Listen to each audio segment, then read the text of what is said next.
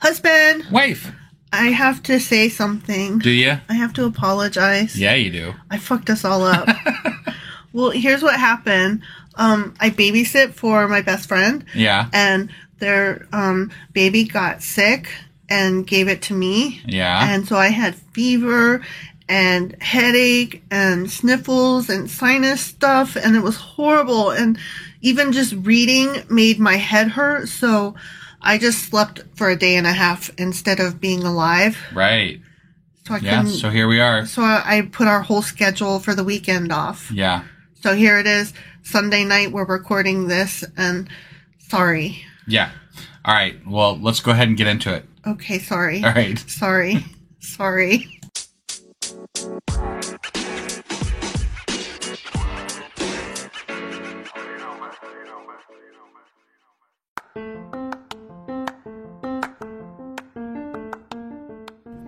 Welcome to Sacrilegious Discourse. I'm husband. And I'm wife. Together, we're reading the Bible for the very first time.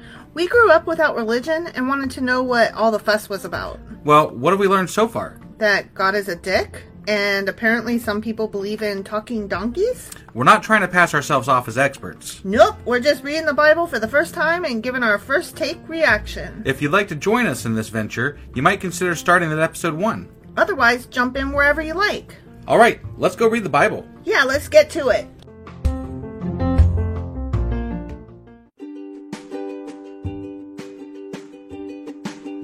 Hey wife, did you know that Anchor is sponsoring our show? Really? Don't we use Anchor to distribute our podcast on Spotify and Apple Podcasts? Yeah, and we are on just about every other platform available as well, thanks to them.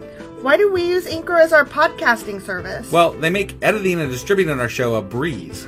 What if one of our listeners wants to start their own podcast? Then they should head over to Anchor.fm or download the app to get started. Awesome! You guys should go do that right now! Husband! Wife! Do you know what we're doing today? We're starting a new fucking book of the Bible. It really doesn't feel like a new book, though, because it's just a continuation. It's Second Kings, not First Kings anymore, but Second Kings. It's the same book. I mean, yeah. Part 2. Right. It's just part 2 yeah, of they made the same book. Yeah, right.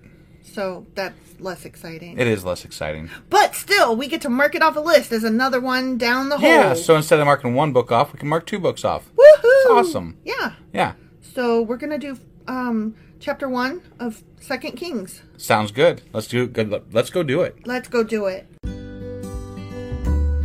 Hey wife, do you like coffee in the morning? I sure do, husband. Morning, noon, night. Which reminds me, I need to add that to our grocery list because we're running low. Wait, before you do that, check out the website ungodlybrew.com where you can purchase a pound of your favorite flavor of coffee. What if I want more than 1 pound? Either order a larger amount, or better yet, get 10% off by setting up a subscription for every 2 weeks, or a month, or whatever works for you. Did you set up something special for our listeners? You know I did. Exclusive for our listeners, get an additional 10% off subscriptions by entering the code SACRILEGIOUSCOFFEE at checkout. That's a hellishly good deal. Ungodly Brew is hellishly good coffee.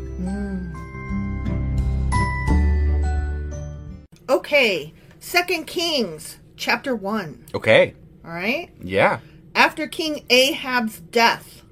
Call me Ishmael. I was waiting for it. I almost said something else, but I was waiting for you to say that. I knew it was coming. I was waiting for you to go, don't do it, don't do it, don't do it. No, that's just in my head. I let you do whatever the fuck you want, so. That's because you're a good husband like that. I appreciate that you allow me to do my things. I mean, I have definitely criticized, even publicly on here when you do certain things, but I'm like, we get done with something, I'm like, please, don't do that again. And then I just ignore you and do whatever I want anyway. Right, generally. Sometimes you listen to me. Sometimes I do. But occasionally. Not often. I mean, it's hit or miss. Often enough to stay married. So after King Ahab's death, the land of Moab rebelled against Israel. Okay. Because of course. Sure, yeah. Makes perfect sense. Right. One day, Israel's new king Ahaziah fell through the lattice work of an upper room at his palace in Samaria and was seriously injured. Okay. He fell through the lattice work? Yeah. What the fuck does that mean? Why was he on the fucking lattice work? I don't... I mean, it's That seems like lattice is like the interconnected wood that's got like holes all through it, like a fence, basically. yeah. Was it like why on was his he- roof as one of the battlements? And Right, but like, what was he doing on the fucking lattice work? I That don't- seems dumb. That's what I'm saying. I don't get it. I wouldn't walk on lattice Did work. somebody shove him? Maybe. I mean, that could be. Okay, wait. He fell through it. Does this mean that like it was not the lattice work that stands up and down vertically, but probably like across Yeah, like horizontally? a and he was old-fashioned Florida room or something. okay. You know? So he was standing on top of it. Right, and that's fell what through? I'm thinking. Like that's the image that's in my head. So he was standing on top of it and fell through. Why was he up there? That's what I'm saying. Why the fuck was he up there? Lattice work can't hold your weight. Right. Well, I mean, maybe he was really light. Maybe he. Okay, I but don't know. you should always assume that lattice work is you're gonna fall through. Right. You yeah. should always assume Don't stand that. like.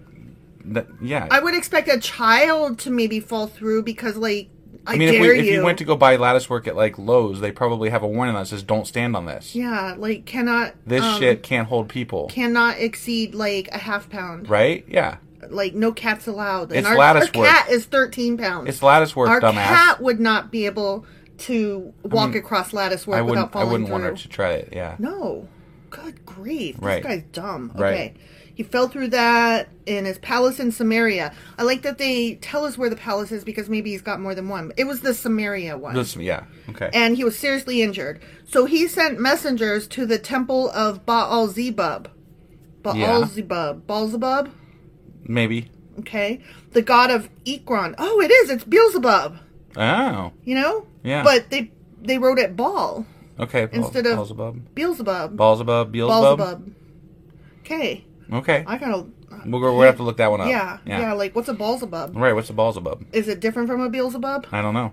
How many bills would fit in a ball? The god of Ekron, to ask whether he would recover. Do you... To add what? He He's went asking to a god He sent messengers to the temple of Beelzebub. to ask a god that's not God. I mean, Will at least not God of the Bible. Recover? Ask him, will Well- I recover? Am I going to be okay? Okay, so he's not asking God. He's asking That guy. Beelzebub. Yeah. But the angel of the Lord, there's only one. Okay. The angel of the Right, Lord yeah. told Elijah, who was from Tishbe. No, so Elijah's back. He never went away. I know, but they had like that, whatever, the other The ones. Elisha. Well, no, there And was then two the- other prophets. There was the one that was like a certain prophet, and Yeah. then there was Micaiah. Micaiah. That sounds right. Yeah. I don't know. So but he's back now. He's back. Elijah's back now. Yeah, and so the angel of the Lord told him, go and confront the messengers of the king of Samaria and ask them, is there no God in Israel? Why are you going to Beelzebub, the god of Ekron, Yeah. to ask whether the king will recover? The fuck. Now, before, this is what the Lord says.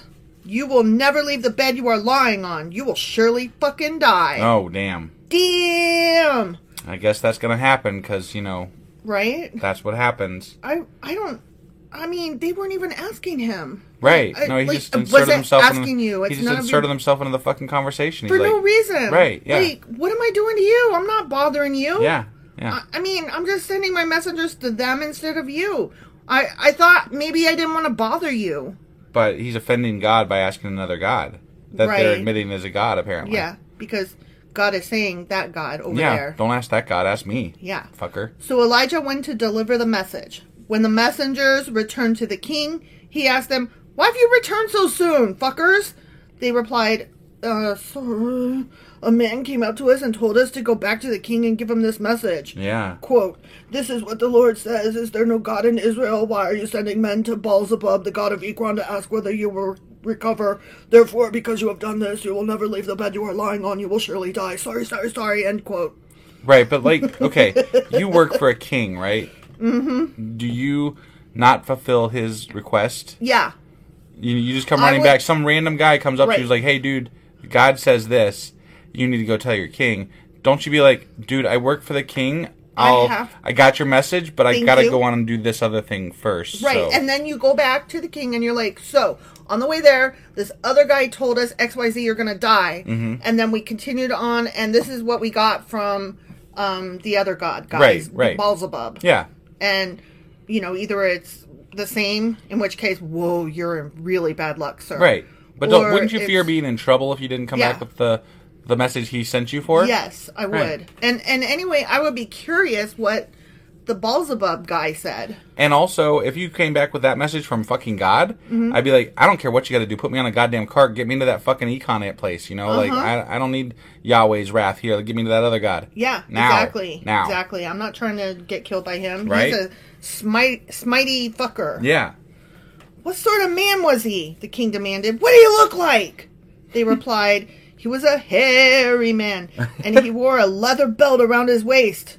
You know those hairy men that wear leather belts around their waist. Elijah from Tishbe! What the fuck? The He king knew him exclaimed. because he wore a leather belt and he was hairy. because he was hairy. That's what I said. He's hairy. He's hairy and How wears a many leather hairy belt. people do you know? Is he naked other than the leather belt? Because that's all they. I mean, that's it. That's all Maybe they got. his hair was so hairy He didn't need clothes. It haired out of his shirt, like There you it go. popped out of the top of his neckline. Maybe he was like Bigfoot, and he's like was- Bigfoot and just wore a belt around his waist. He could run really fast, so like That's where they got the idea for Monsters Inc.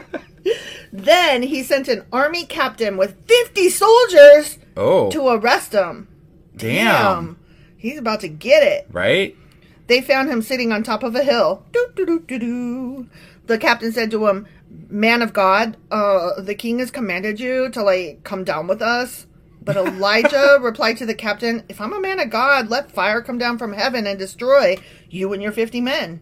Oh, and guess what? Then fire fell from heaven and killed them all. That's what. How you like them apples? So the king sent another captain with 50 men. See, why can't when I ask theists for proof, why can't something like that happen? Like, Right. if I'm not a man of God, let da da da da da happen, and then God does it, and then you're like, oh shit, man. Okay, fair enough. Good enough. I think I might examine this differently now. Right. I mean, you do something like that in front of me, I'm gonna be like, oh fuck. I will re-examine my premise. Fire's falling from the sky, and you just ask for it to happen. Something's up. Either you are a pyrotechnic, Really good one. or maybe there's a god. I doubt it. Could have been coincidental airplane falling from the sky. I guess, yeah. I don't know. I'm just But saying. back then, I'm just saying. I will re-examine my premise. Sure. I will.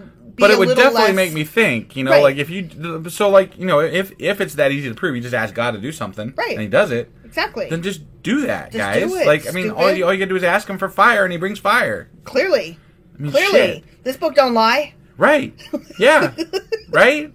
Yeah. So, okay, and I want to make another point. It says the king sent another captain with 50 men. Oh, so He does that a lot. But the only time it is okay to send someone after you lost the first group Yeah. is in The Hitchhiker's Guide to the Galaxy. Arthur Dent takes a drink and he's not sure it does the job. So he takes another shot of whiskey to go track down the first shot to make sure it that's gets definitely there. acceptable. Yeah. Yeah, right? Right. That's the only time you send Yeah. somebody in Right. after. When it comes to alcohol, you definitely got to check that You first gotta one. make sure. Yeah. Yeah.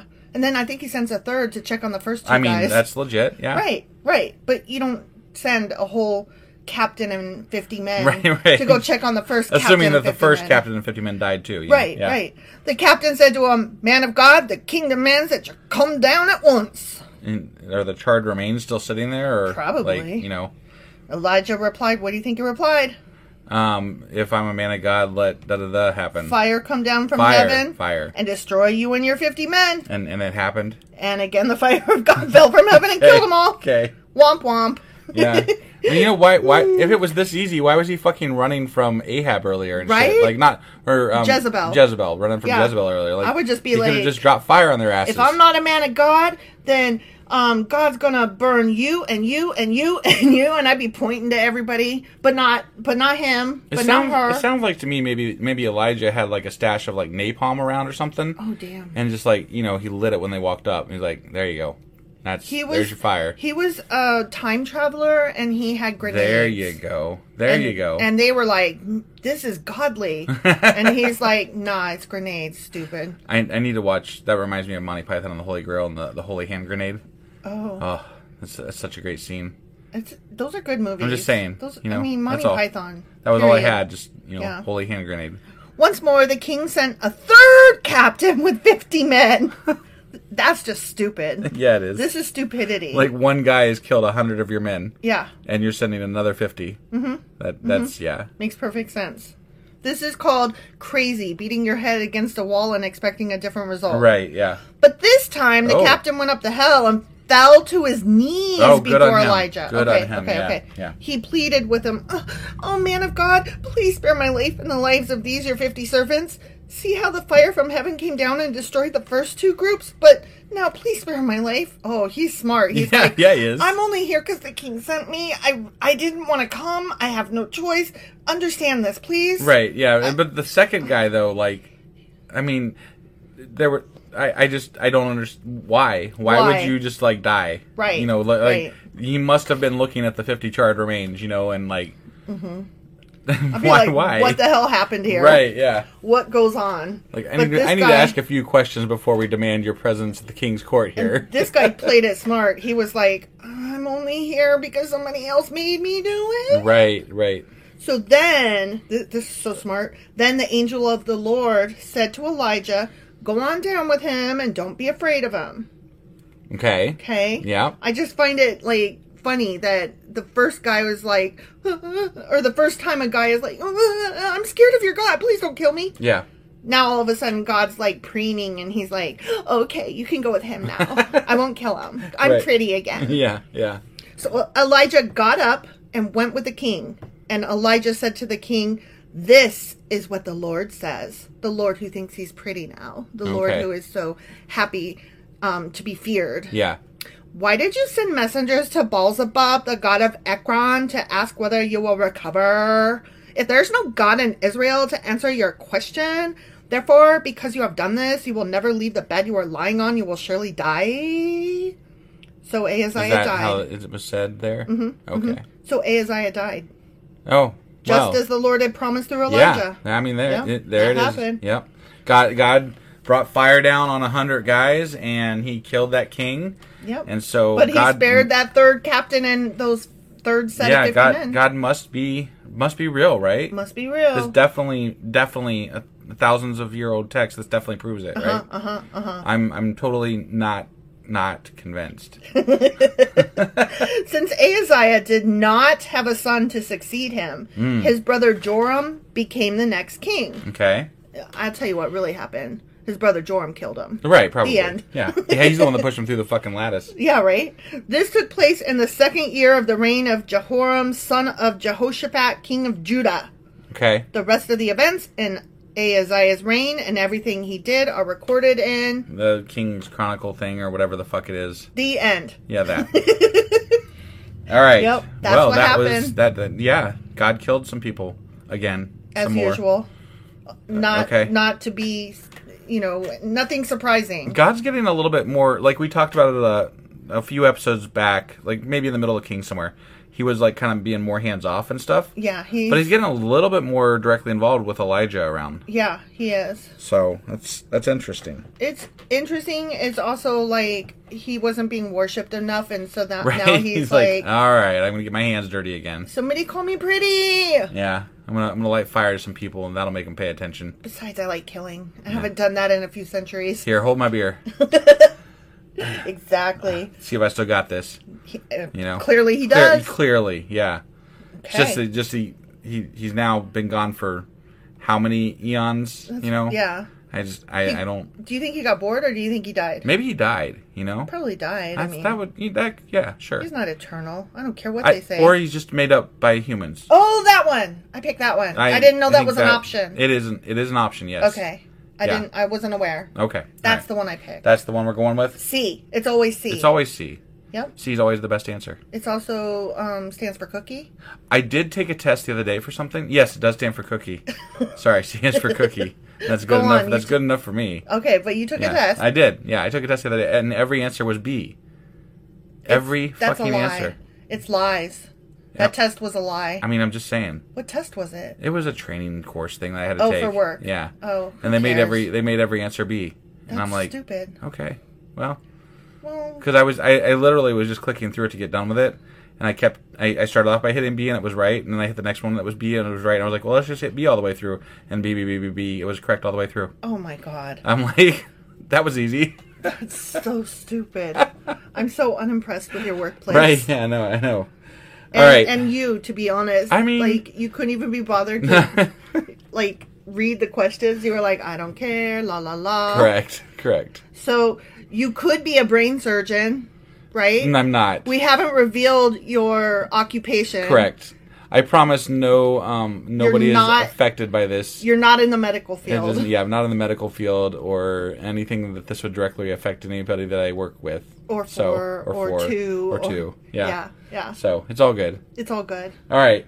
Well, that was 2 Kings, chapter 1. Mm-hmm. And tomorrow we will be back with 2 Kings, chapter 2. And just real quick, I want to say, Happy Labor Day. Yeah, also, I forgot. We're going to be doing a Patreon episode tomorrow, too. Oh, yeah. Finally. And we're going to be announcing something, like a free giveaway for our patrons today. So, like, if you get this episode early today, you still got time to become a patron for us. Yeah. And then you will be eligible to claim something from our giveaway. It's mostly just leftover swag from our convention, but free shit, man. Free shit, man. And you can sign up for as low as $2 a month for the patron. Yep. You really oughta. You really oughta. Yeah. Okay. All right. Anyway, we'll see you guys tomorrow for the next episode, okay? Bye. Bye.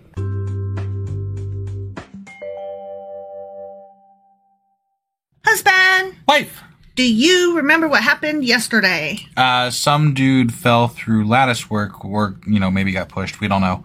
But, he fell, and then he went to ask Beelzebub. Bell with the ball, the bang, yeah. diggy.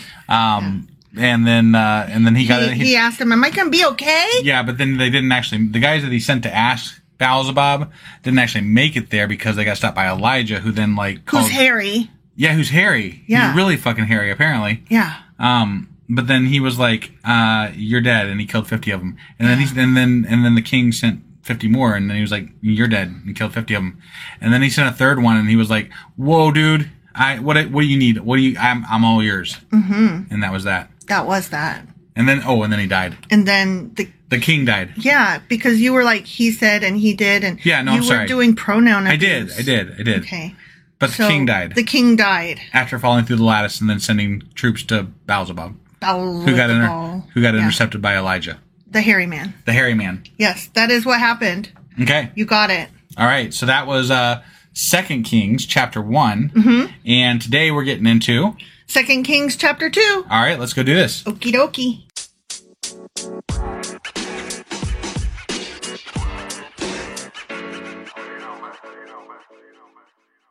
Okay, 2 Kings, chapter 2. Okay. And I got to read this headline, even though we're not doing headlines. Right. But I really like this headline. Oh, okay. Elisha succeeds Elijah. Oh, so Elijah's going to die. I mean, either that or he's going to hand off the baton. Right. Or his hair overgrew his mouth so much that he couldn't speak anymore. So he's like, dude, I'm going to drown in this shit. It's just I forget which one came first, The chicken or the egg, right? Oh, my God. You're annoying me today. Okay, so ready? I'm ready. When the Lord was about to take Elijah up to heaven in a whirlwind. In a whirlwind, huh? A fucking whirlwind. Damn. Elijah and Elisha were traveling from Gilgal. And Elijah said to Elisha, stay here, for the Lord has told me to go to Bethel. But Elijah replied, This is so confusing. As surely as the Lord lives and you yourself live, I will never leave you. So they went down together to Bethel. They're besties. Yeah. That's cute. Two boys with the same name. Right. They're best friends. Yeah. The group of prophets from Bethel came to Elisha and asked him, do you know that the Lord is going to take your master away from you today? Why do they know that? Right? Hey, guess what? Your mentor's gonna die today. Doo-dah, doo-dah. Right? Yeah. That's weird. Of course I know, Elisha said, but be quiet about it. Okay. Does Elijah not know? I don't know. Okay. Then Elijah said to Elisha, stay here, for the Lord has told me to go to Jericho. But Elisha replied again, as surely as the Lord lives and you yourself live, I will never leave you. Right. So they went on together to Jericho. Okay. Then the group of prophets, okay, I think we're going to see this happen again. Okay, Ready? yeah. Then the group of prophets from Jericho came to Elisha and asked him, did you know that the Lord is going to take away your master from you today? Is it still the same day? I guess? No, they went to a different town. Oh. They're traveling. They're walking around. Okay. Now they're in Jericho. Okay. So these prophets all over the fucking place just know. Got it. Of course I know, Elijah answered, but be quiet about it. Mm-hmm. Yeah. I don't get this. What is I don't happening? I don't know. And why do all of the prophets know? Why is Elijah saying, yes, I know, be quiet though? Like, Right. What is happening? And Elijah is a prophet too, so like, why doesn't he know? He does know. He says, He yeah, does? I know. Elijah does, Oh, you're right. I'm sorry. You're right. and he's the one telling him to be quiet. Yeah, I had my Elijah mixed up. Elijah, though, he's a prophet also, and so Right. like, why doesn't he? I think know? he does know. Okay. I think he does know. All right. Then Elijah said to Elisha, stay here, for the Lord has told me to go to the Jordan River. Holy shit! But again, Right. Elisha replied, as surely as the Lord lives, and you yourself live, I will never leave you. Right. He's singing it now. Oh, is he? Yeah. I will Okay. never leave you. So they went on together. 50 men from the group of prophets also went and watched from a distance as Elijah and Elisha stopped beside the Jordan River. Okay. Then Elijah folded his cloak together and struck the water with it. Boom! Oh, Bam! what the hell? I don't know. I made those noises I out. know, but that was he cool. struck the water with Right. it. Yeah. Crash! Pow! The river divided, What? and the two of them went across on dry ground. What the fuck? I didn't know there was a second parting of water. Or I guess technically this would be 3. Mm-hmm. There was the Red Sea. There was the river. Was it the Jericho? Wait, is it the Jericho River? Wait, What no. are you What talking the? about? When they were it was just outside of Jericho. What was the river that they crossed with the ark? I don't remember. I think what's the name of this river? This river is The Jordan. Jordan. Right? Yeah, so it was the Jordan. Yeah, so they stopped the Jordan twice now. That's awesome. Cross, right? And it must be a stream. I guess. Yeah. Right. It must be easy. Yeah. So when they got to the other side, Elijah said to Elisha, tell me what I can do for you before I'm taken away. So see, he knows. Okay. And Elisha replied, please let me inherit a double share of your spirit and become your successor. Well, that's Wow. nice. Yeah. Yeah. He's like, you're so awful. Right. Not awful. No, you're awesome. so awesome. I want to be just like you. Right. Twice as much, even. Mm-hmm.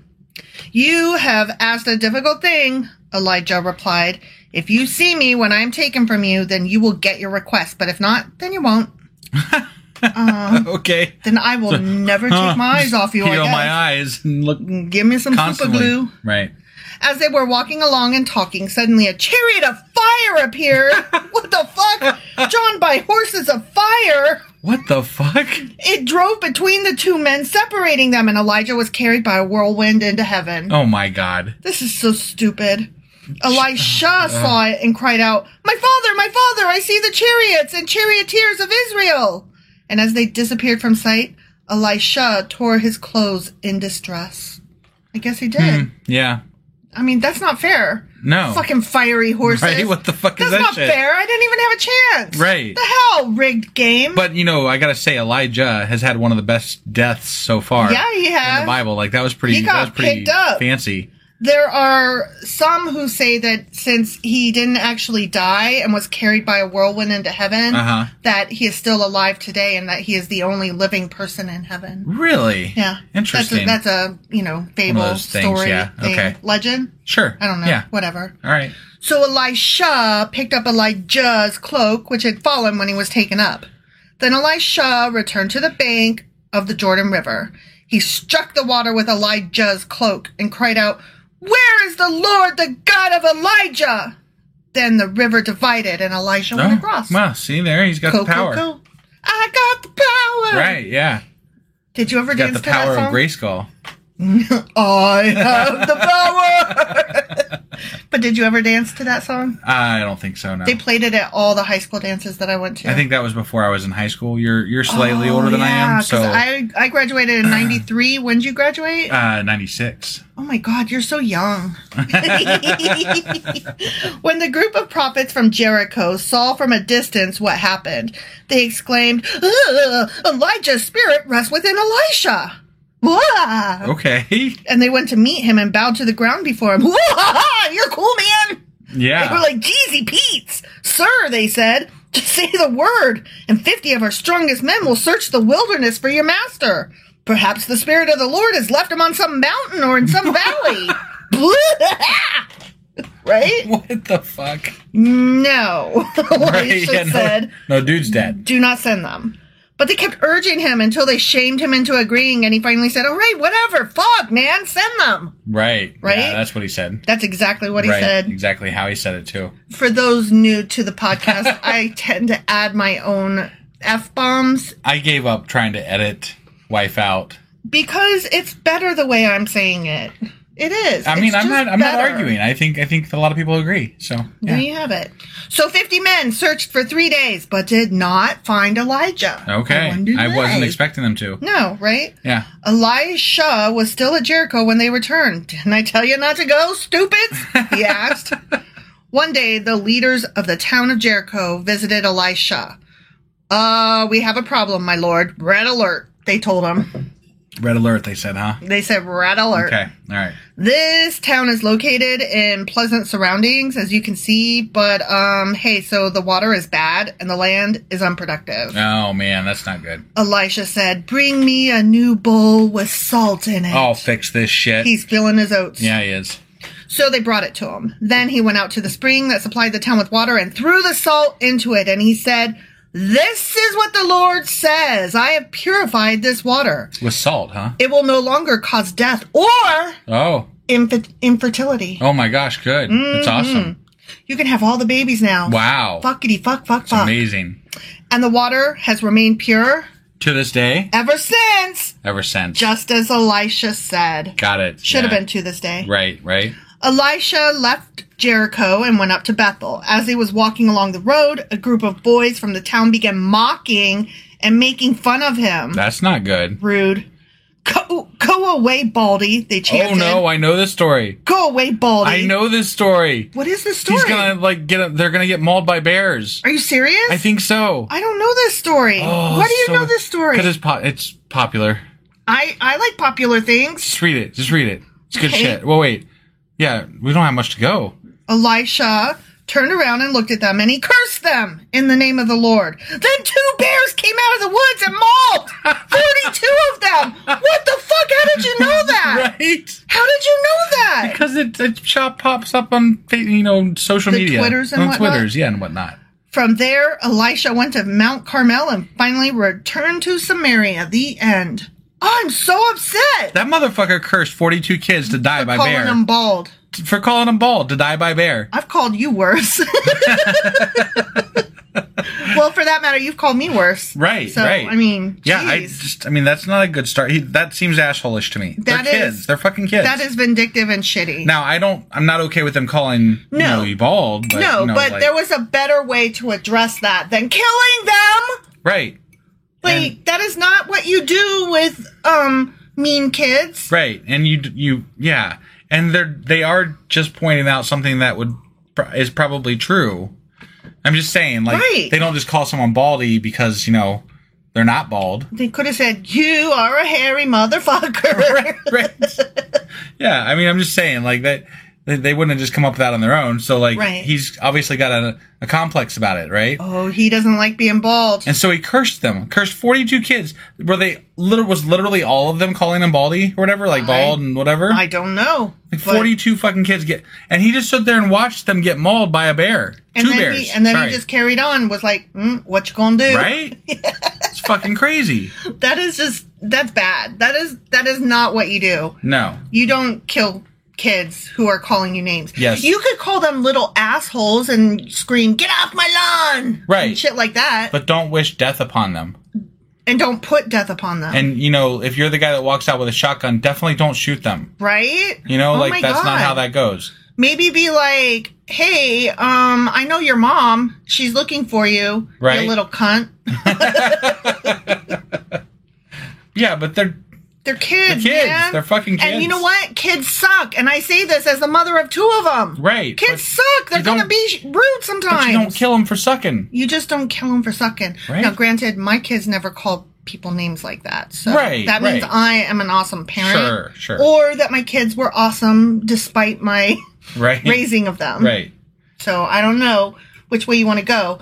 But there's a lot of kids in the world, and there's a lot of cussing kids in the world. Yeah. And there's a lot of mean kids that make fun of you in the world. Right. And you just don't kill them. Correct. That's that. All right. Well, let's go ahead and call this an episode. I guess guess. we're gonna call it done. Yeah. I'm very dissatisfied. Bad Elijah. Bad Elijah.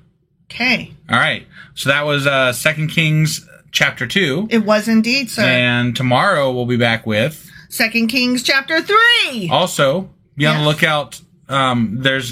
We just put up a new Patreon episode as you're receiving this episode. So if you want to check it out, we've got a episode out now called it's about how we're lowbrow Yeah. and how people think of us as a podcast. So definitely, it take $2 a month, get you in there. You can listen to the episodes that we do special for our patrons. And go and check that out. So Yeah. it's patreon.com/sacrilegious discourse. Okay. All right, we'll see you guys. Bye.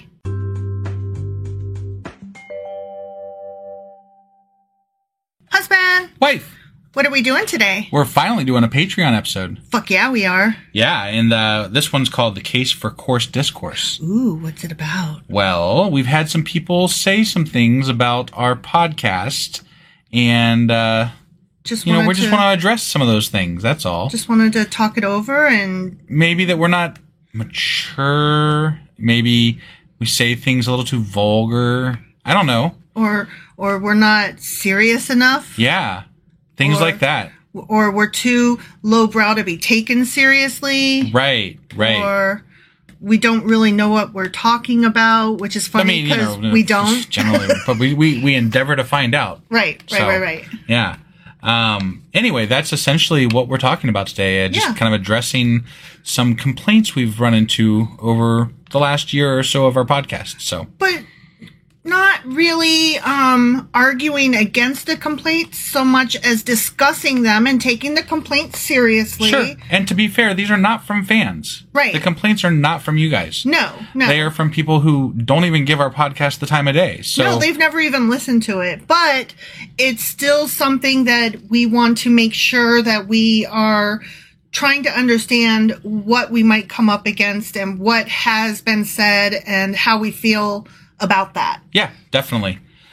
So we've got a little bit of a few things to go over here, and we're going to get right into that, I think. So we'll see you on the other side of this break. Yep.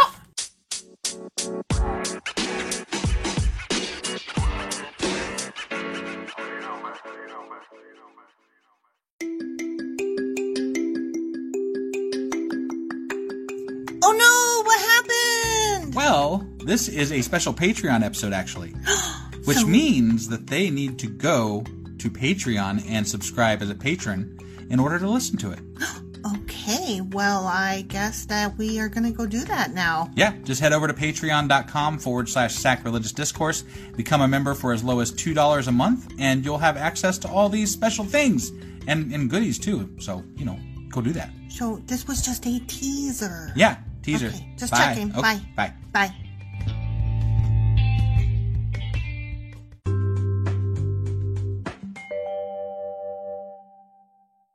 Husband, Wife. do you remember what happened yesterday? As I recall, Elijah got taken somewhere in a whirlwind with fiery chariots,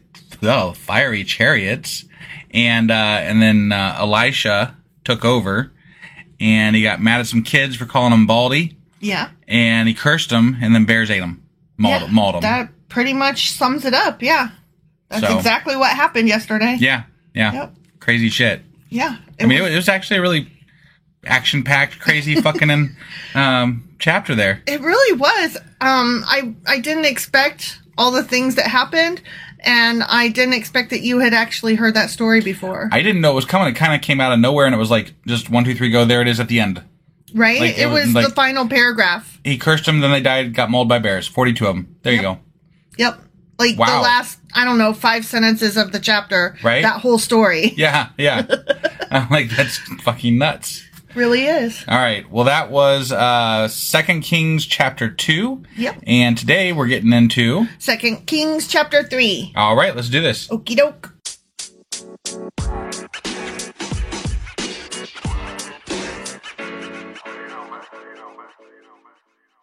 Okay, 2 Kings chapter 3. Okay.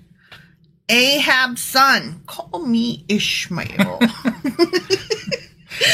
It'll never not be old. I'm like, I hear the name every time, and I'm like, oh my God, here it goes again. Here it goes, yep.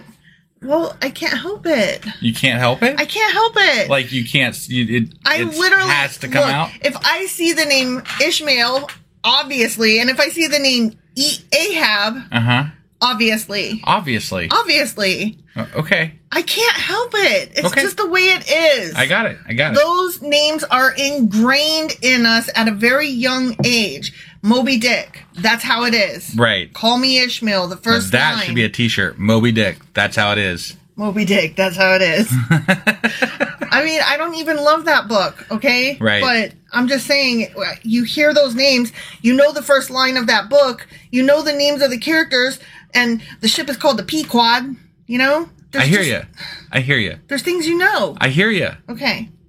You said it. Okay. Those things are said. So Ahab's son, Joram, okay. began to rule over Israel in the 18th year of King Jehoshaphat's reign in Judah. Okay. Remember, they're telling us the overlapping. And this is right after his other son, Uzziah, or whatever the fuck his name was, died. Because he fell through the lattice. Remember? Oh, yeah.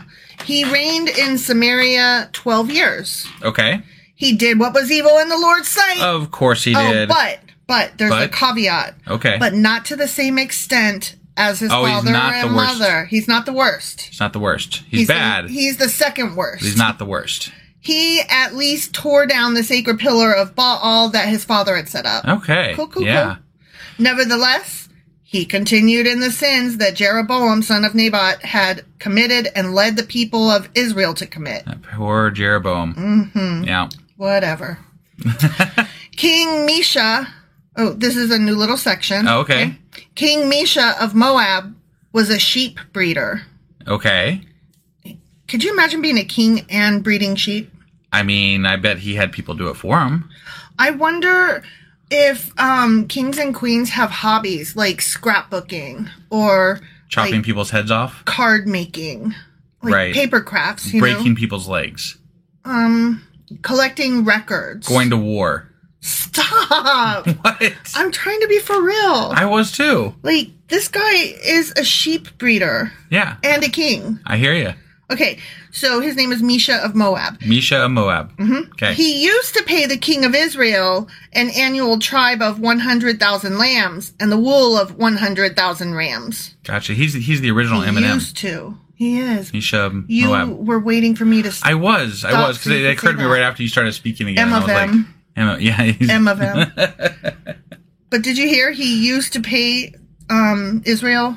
Yes. Okay. Yeah. That indicates, but he does not anymore. Right. But after Ahab's death, the king of Moab rebelled against the king of Israel. Oh, man. Fair enough. I mean, if Let me see what I could get away the first with. son is dumb enough to fall through lattice work, the second one can't be much better, right? Like, what you gonna do? Right. This is the consolation prize king. Yeah. So you think you're a tough guy, huh? Right. So King Joram promptly mustered the army of Israel and marched from Samaria. Okay. He ketchuped and mustard. He mustered the army, yeah. Yeah. On the way, he sent this message to King Jehoshaphat of Judah. Okay. Excuse me, the king of Moab has rebelled against me. Will you join me in battle against him? Who did he send that to? Jehoshaphat. Jehoshaphat, okay. And Jehoshaphat replied, why, of course, you and I are as one. My troops are your troops, and my horses are your horses. Where do you think the saying, jumping Jehoshaphat? Mm-hmm. Do you think that has to do anything with this king? I would think so. I mean, I'm just curious. Like, maybe he jumps. I'm now going to be listening for it, Right? Then Jehoshaphat asked, what route will we take? We will take the attack from the wilderness of Edom. Joram replied. The king Okay. of Edom and his troops joined them, and all 3 armies traveled along a roundabout route through the wilderness for 7 days. Okay. 7 Roundabout days. route. Yeah. You spin me right round, baby, right round bout. But there was no water for the men or their animals. Oh, that's sad. What shall we do? Yeah. The king of Israel cried out. The Lord has brought the 3 of us here to let the king of Moab defeat us. Right. Oh, that was the wrong accent. That was not King Jehoshaphat okay, all right. that said it. That was one of the other kings. My bad. okay, Okay? yeah. Because now King Jehoshaphat of Judah asked, is there no prophet of the Lord with us? If there is, we can ask the Lord what to do through him. One of Okay. King Joram's officers replied, so this is just some guy, Elijah son of Japhat is here. He used to be Elijah's personal assistant. Okay. Okay? Yep. Jehoshaphat said, yeah! The Lord speaks through him! Okay. He was jumping Jumping. Yeah. Jumping Jehoshaphat. So the king of Israel, King Jehoshaphat of Judah, and the king of Edom went to consult with Elijah. Okay. Wait. Why? Oh, Elisha. Shah. Okay. Why are you coming to me? Elisha asked the king of Israel. Go to the pagan prophets of your father and mother. Like, why are you Right. asking Yeah. me? Like, I'm not- I don't have your answers. These aren't your gods. These Yeah. aren't the gods you seek. These are not the gods you seek. Right. That's right. But King Joram of Israel said, no, for it was the Lord who called us 3 kings here, only to be defeated by the king of Moab. Okay. Elijah replied, as surely as the Lord Almighty lives, whom I serve, I wouldn't even bother with you except for my respect for King Jehoshaphat of Judah. Now, I guess bring me someone who can play a harp. Right. While the harp was being played, the power of the Lord came upon Elisha, and he said, now, hold on, before I tell you what the Lord said. If you were, like, about to prophecy for a king who doesn't even believe in your God and who praises other gods, wouldn't you ask for more than a harp? Maybe? I would be like, okay, I'm going to need a few things. I'm going to need a really well done steak, dinner, and I would like some chocolate covered strawberries for dessert. But God probably wouldn't like it if you used him to acquire things that are not due you. I need a lot of credits on my Audible account so that I can Right. get all the audiobooks that I want to listen to. Yeah. What else would I need? I don't know. Some boots that would fit over my calves. Would they be made for walking? They would be made for walking, as a matter of fact. Is that just what they're going to do? That is just what they're going to do. Okay. Also, I want to fly to Europe. Okay? Got it. Yeah. So, those are the things I will need, please. Got it. Okay. Okay. Yeah. While the harp was being played, the power of the Lord came upon Elisha, and he said, this is what the Lord says. This is probably why we always like the harp playing here. Mm-hmm. Like it's why they it's associated with godly, you know, because he's helping channel God with that harp, Mm-hmm. right? Ring. Right? Sure. Yeah.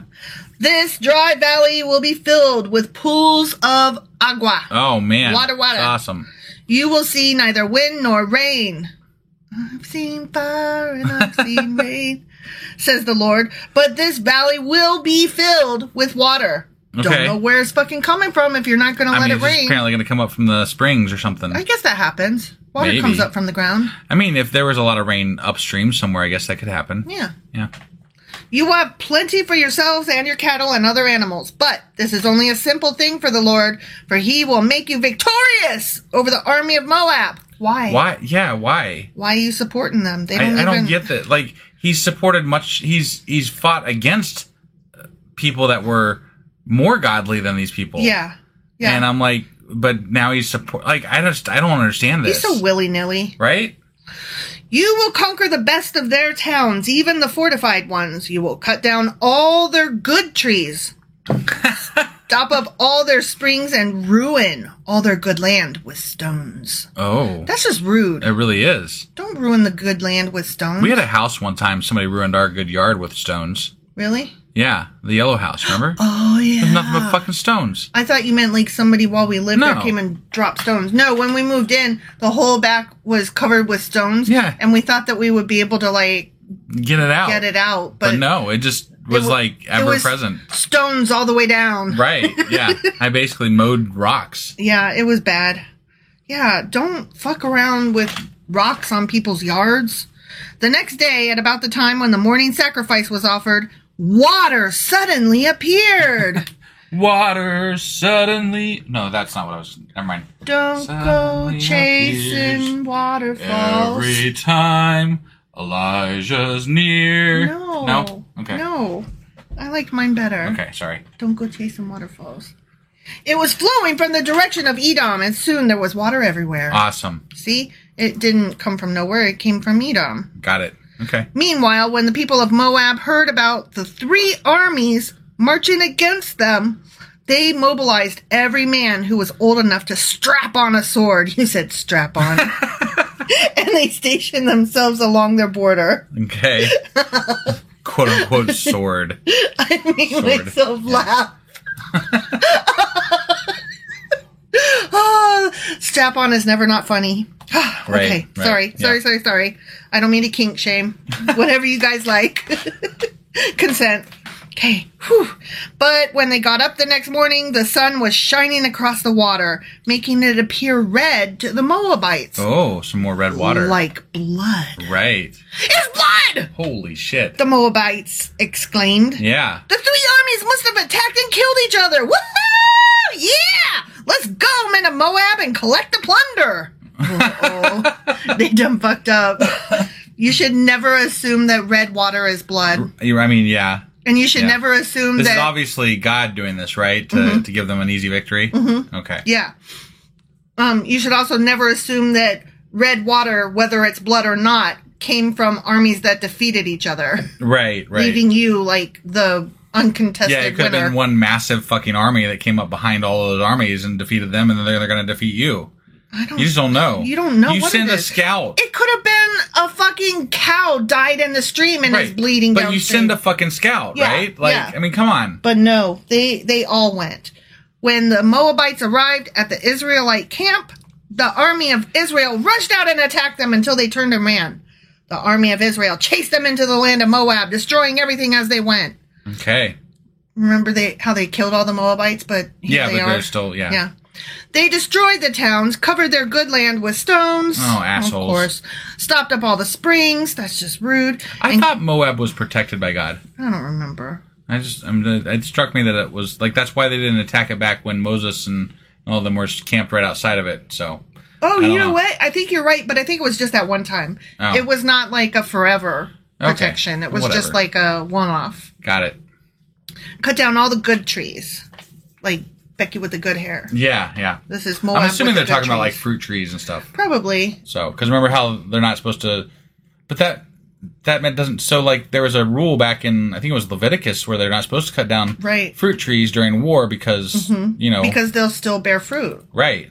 Yeah. So, hopefully, I wonder if that's a contradiction. Probably. I mean, I don't know what good tree means here, but I mean, Right. to me, and you're living in a place where, you know, food is not abundantly available to everybody, Right. fruit trees would be good trees, right? I would think I mean, so. I would classify them that way. I mean, I would, but I half the time don't know what the fuck they mean. Right. So No, I agree. But there definitely was a rule not to cut down fruit trees. there was. You're right. Finally, only Kir-Hareseth,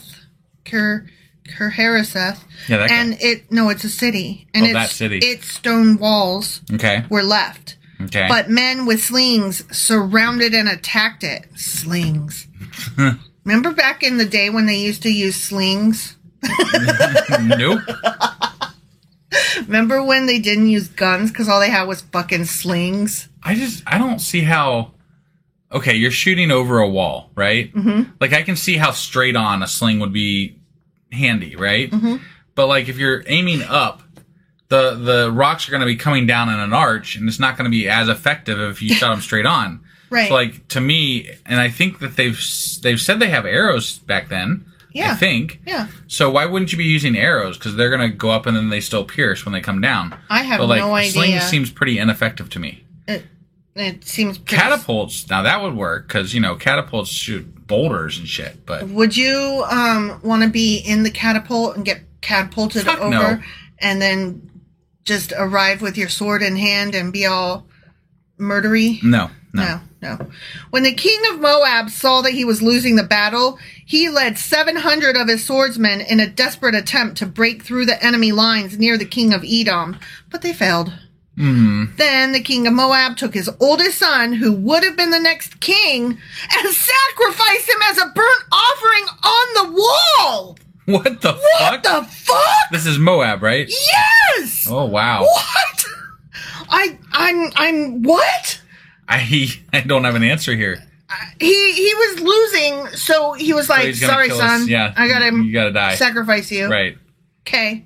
Yeah, It's just a thing we do. I guess. So there was great anger against Israel. I'm stuttering. I'm just so aghast. Right. Okay. So there was great anger against Israel, and the Israelites withdrew and returned to their own land. The end.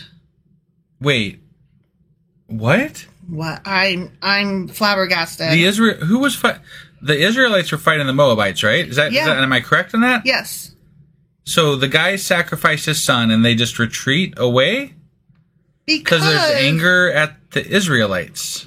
Yeah. I'm thoroughly confused. I'm like, you're the one that killed your kid. Why are you mad at me? Right. I don't. Sorry, I was winning the war But what does it matter if they're mad or not? They were winning. Right. So what is going, like, I don't understand what's going on here. I don't understand either. That like, obviously the Moabite guy was trying to invoke some god to help him, right? Right. And then apparently it worked? I don't know. Like, that's what it seems like. Like, I think this is one thing we need to write down and look up on our Q&A, because I agree. I don't understand what just happened there. I don't either. It doesn't make any goddamn sense. Yeah. And I feel like we've missed something. We often do. We often do. And I'll admit, I was a little off today. I don't know. I felt a little off today. Well, I was yawning a lot. I was trying really hard not to yawn, and it just keeps being yawnish. You know? Yeah. Like, I can't help it. It's late. It's been I'm a tired. long week, It's only Wednesday. Has it been a long week? It has. No, it's just the weekend was long, and we're old. We don't recover. Right. We don't bounce back. Yeah. We are Bumbles, and Bumbles bounce, but we don't bounce anymore. Right. We lost our bounce. Sorry, guys. Yeah. So we're gonna have to look shit up because we missed something. We clearly missed something. I don't understand. Or we didn't, and the Bible's just really confusing. I'm gonna put my money on that one if we're being honest. Right. Okay. Well, at least we have something for the Q&A. Well, we had something already. It was the we got something else for the Q&A. Beelzebub and Ballsabub. Right. Yeah. All right. Well, that was 2 Kings chapter 3. Yep. And tomorrow we'll be back with 2 Kings chapter 4. We'll see you guys tomorrow. Okay, bye.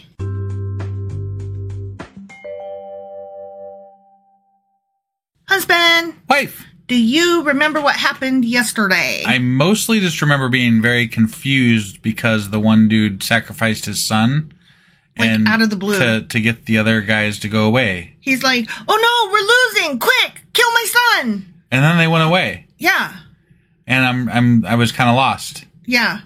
It was very confusing. I'm really either hoping for some clarification in this chapter or looking forward to the Q&A on Saturday. Right. Because I don't know what the fuck happened. I don't either. There was anger against Israel because how dare they win their war? But they didn't. They went away. Right. So, like, what happened? They were winning, and then the Moab guy, king, sacrificed his son. Yeah, I know. And so then everybody was like, "Shame on you, Israel!" And so Israel was like, "Okay," and just left. Right. Yeah. I was like, what's going on here? It didn't make any fucking sense. It didn't make any fucking sense. Well, let's see if we can get something to make sense today. Sounds good. All right, so that was 2 Kings chapter 3. Indeed it was. And today we're going to be getting into 2 Kings chapter 4. Let's go do this. Okie dokie.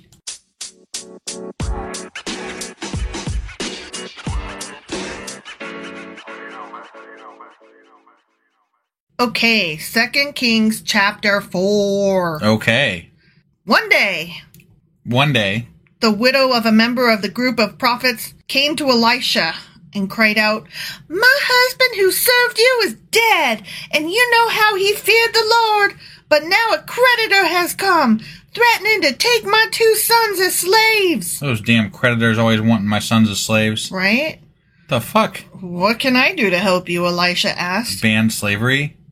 "Tell me, what do you have in the house?" "Nothing at all, except a flask of olive oil." Oh, shit. Sorry, I did it wrong. Okay. He says, "Tell me, what do you have in the house?" And then she says, "Nothing at all, except a flask of olive oil." Oh, is this going to be one of those, like, endless flasks of olive oil or something? Probably. And Elijah said, "Borrow as many empty jars as you can from your friends and neighbors. Then go into your house with your sons and shut the door behind you.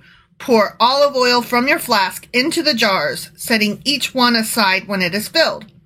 So she did as she was told. Her Okay. sons kept bringing jars to her, and she filled one after another. Wow. Soon every container was full to the brim. Fucking amazing. Wow, you called that one. Right? "Bring me another jar," she said to one of her sons. Because it just never runs out. "There ain't no more," Oh, he told man. her. Okay. And then the olive oil stopped flowing. Oh. When she told the man of God what had happened, he said to her, "Now sell the fucking olive oil and pay off your fucking debts, and you and your fucking sons can live on what is fucking left over." Yeah. Okay, so that was the end of that little Why is section. what's up? Like, lately there's these, like, endless... And I just have this one little thing, and then they're like, we'll make it into lots of little things. It's the endless wine that I know. we're prepping for Jesus, didn't you know? Right, but it's so ridiculous. No, I know. Like, It no, is. if you have fucking nothing, you have fucking nothing. Yeah. And God is not like, this isn't fucking Avengers and fucking, what's his face? Doctor Strange is not refilling Thor's beer glass. It's not happening. His Stein, yeah. yeah. Yeah. No, I totally agree with you. It's ridiculous and silly, but it's supposed to be showing that God is allowing Elisha to perform miracles. And besides, how many other people are fucking... There's slaves right now. Mm-hmm. God let all these other people be slaves. Right. What's special about these people? I guess they served Elisha. Well, she went to him. Yeah, no, I know. And she was like, "Knock, knock, knock. Hello, please help me." So you have to ask You got to go find a prophet. human prophet Yeah. who you have a good relationship with to excuse you from being slaves. Yeah. Instead of God just coming down and being like, "Let's not do slavery." Right, like at all. Yeah, Like, let's just not. it's not a good thing, so... It doesn't require networking. Let's just not do slavery. Right, slavery, bad. Right. Well, you know what? Let's just amend the fucking tablets, huh? Yeah. Like, I'm God, I can do that. Yeah. God could change his own rules. Yeah, he can do whatever the fuck he wants. He's God. Yeah. I mean, hypothetically. Right. Just saying. Well, okay, so that was that section, and we're Right, moving on right. to another little section now. Okay. Yeah. One day, One day. Elisha went to the town of Shunem. A wealthy woman lived there, and she urged him to come to her home for a meal. Okay. After that, whenever he passed that way, he would stop there for something to eat. She said to her husband, "I'm sure this man who stops in from time to time is a holy man of God. You're sure, huh? I'm he sure he didn't of it. fucking say that he He is? comes here like every other week and sits at my table and doesn't say a goddamn word. I'm just gonna guess I don't Right. know if he is or not. It's the leather belt and the hair. Yeah, he Only is that a was- hairy motherfucker. That was Elijah, so... But maybe it's like a thing with prophets, you know? Well- Maybe they're all hairy with leather belts. I bet he is hairy with a leather belt. You think? Yeah. Let's build a small room for him on the roof. I hope they have battlements I up mean, there. you know? And furnish it with a bed, a table, a chair, and a lamp. Okay. Then he will have a place to stay whenever he comes by. That's so nice of them, you know? You know what? I always build an extra room for the guy who stops by to have dinner at my house and doesn't tell me what his occupation is. Right, yeah, that happens all the time. Yeah. One day, One day. Elisha returned to Shunem and he went up to this upper room to rest. He said to his servant Gehazi, "Tell the woman from Shunem I want to speak to her." Oh, he's going to speak now. Mm-hmm. He hasn't told her anything about him, but Right. Now he's going to speak to her. Get her ass up here. He just needed a room first. Yeah. Okay. When she appeared, Elijah said to Gehazi, "Tell her, we appreciate the kind concern you have shown us. What can we do for you? Can we put in a good word for you to the king or to the commander of the army?" "No," she replied. "My family takes good care of me." Later, Elisha asked Gehazi, "What can we do for her?" Yeah, what can you do for her? Gehazi replied, "She doesn't have a son and her husband is an old man." Oh. Call her okay. back again, Elijah told him. When the woman returned, Elijah said to her as she stood in the doorway, "Next year at this time, you will be holding a son in your arms." Maybe she doesn't want... Did you ask her? No, right? Does she want one? Maybe she doesn't want kids, which is fine. Like, Yeah. you're allowed to not want kids in this world. Right. Jesus. Yeah. My kids don't But want they kids. just assumed. Like, they're like, oh, she doesn't have a son. She needs one. Obviously. Obviously. She's a walking incubator. Right. That's what she's made for. Yeah. She doesn't get a choice in the fucking matter. Right? "No, my lord," she cried. "Oh, man of God, don't deceive me and get my hopes up like that. Mm-hmm. 'Cause she really is just a walking incubator. Okay. I'm nothing but a vagina with hands." But And sure now I've enough, got that image in my head. but sure enough, the woman soon became pregnant, and at that time the following year, she had a son, just as Wow, Elijah isn't had that said. just so nice? I'm so glad it was a boy. Was it a boy? It was a boy? It literally said she had a son. Oh, I'm sorry. You were so I'm tired. And you're so busy being a smartass. Yeah, I was busy being a smartass for sure. Mm-hmm. One day, One day.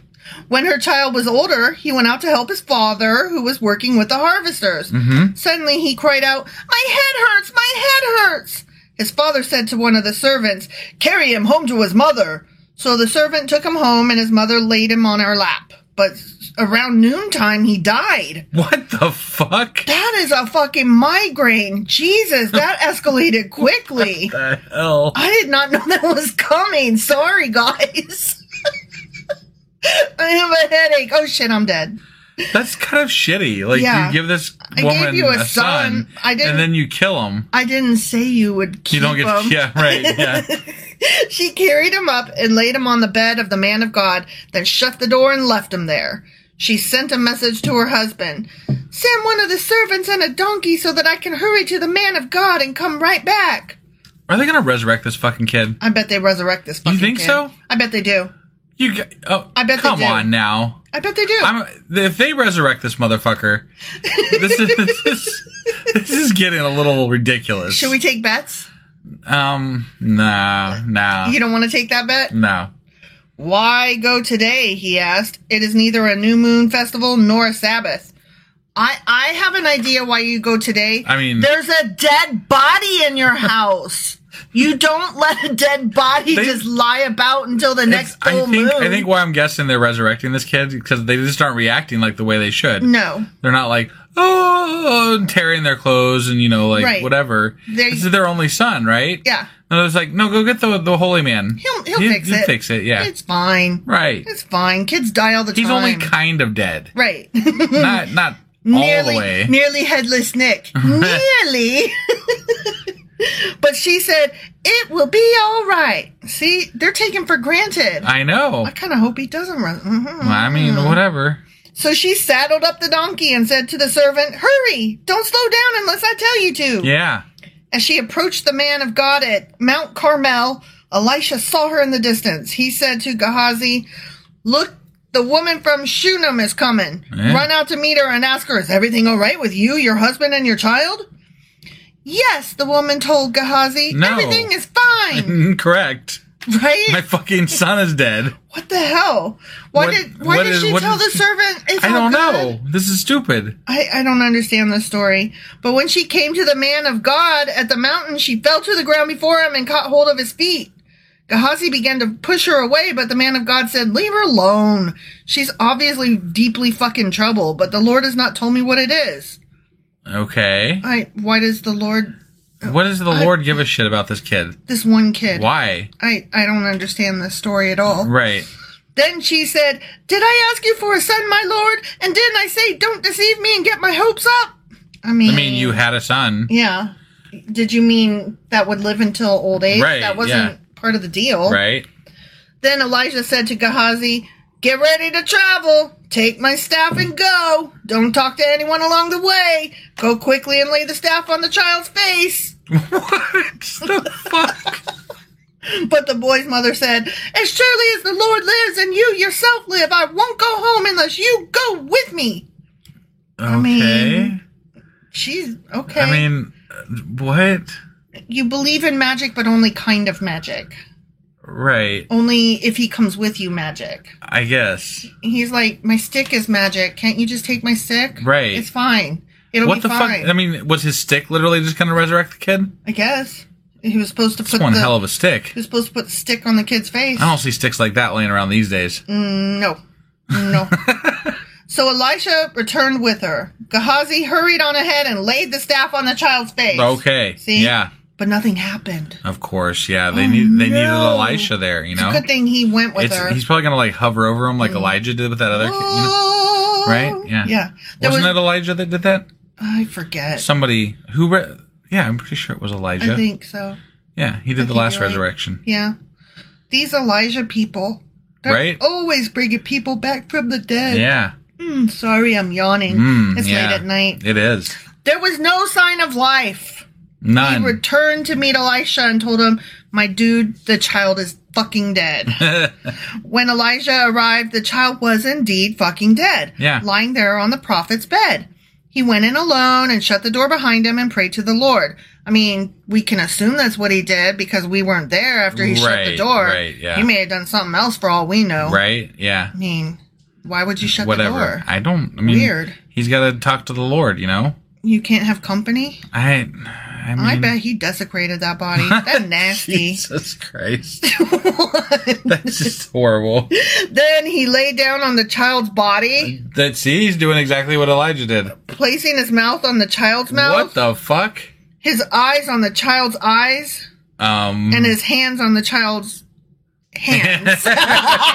his hands. Oh, as he stretched out on him. This just doesn't sound right. The child's body began to grow warm again.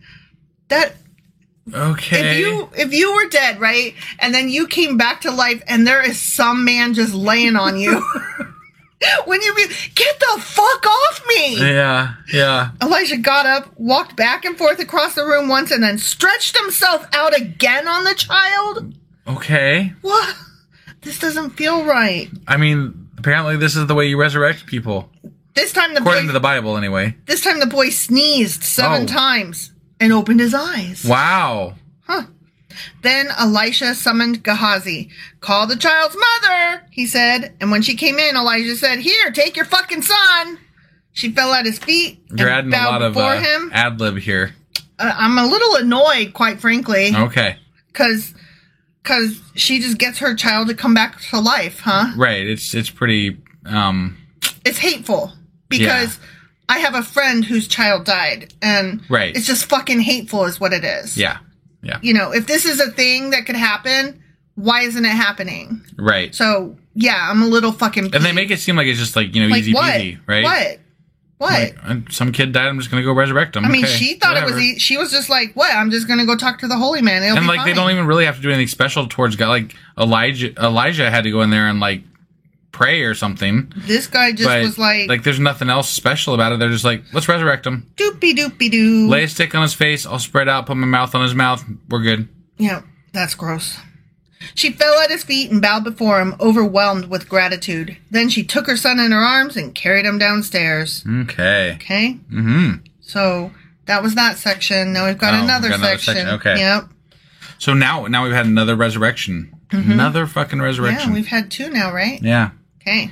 God just recently started resurrecting people. Yeah, that wasn't a thing. I don't know what's going on, but he's like, I'm bored. Let's resurrect a couple kids. It was just this one little time period. These editors felt like it was very important. Apparently, yeah. To make some magic big. Right. Elisha now returned to Gilgal, and there was a famine in the land. Oh, no. Always having a famine. Yeah. One day, as the group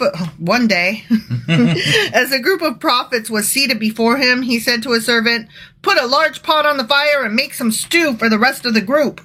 One of the young men went out into the field to gather herbs and came back with a pocket full of wild gourds. A pocket full of Pocket shells. full of wild gourds, huh? Okay. Rally round the family with a pocket full of shells. What? What is I that? feel like you're a little slap happy tonight, you know? No, but what song is that from? Pocket full of shells from Rage Against the Machine. Oh, okay, yeah. Yeah. That's the one. Right. Well, I just thought it was funny. Yeah. Anytime I hear something about pockets, That's you and got what's that in your your pocket? go-to, huh? it's obviously a pocket full of shells. Right. Obviously. Right. Only I didn't really understand the song when I first heard it, and so I literally thought he had like seashells in his pocket. What? He's got a pocket full of shells. Yeah, that's and snails and yeah. I'm a dum-dum, whatever.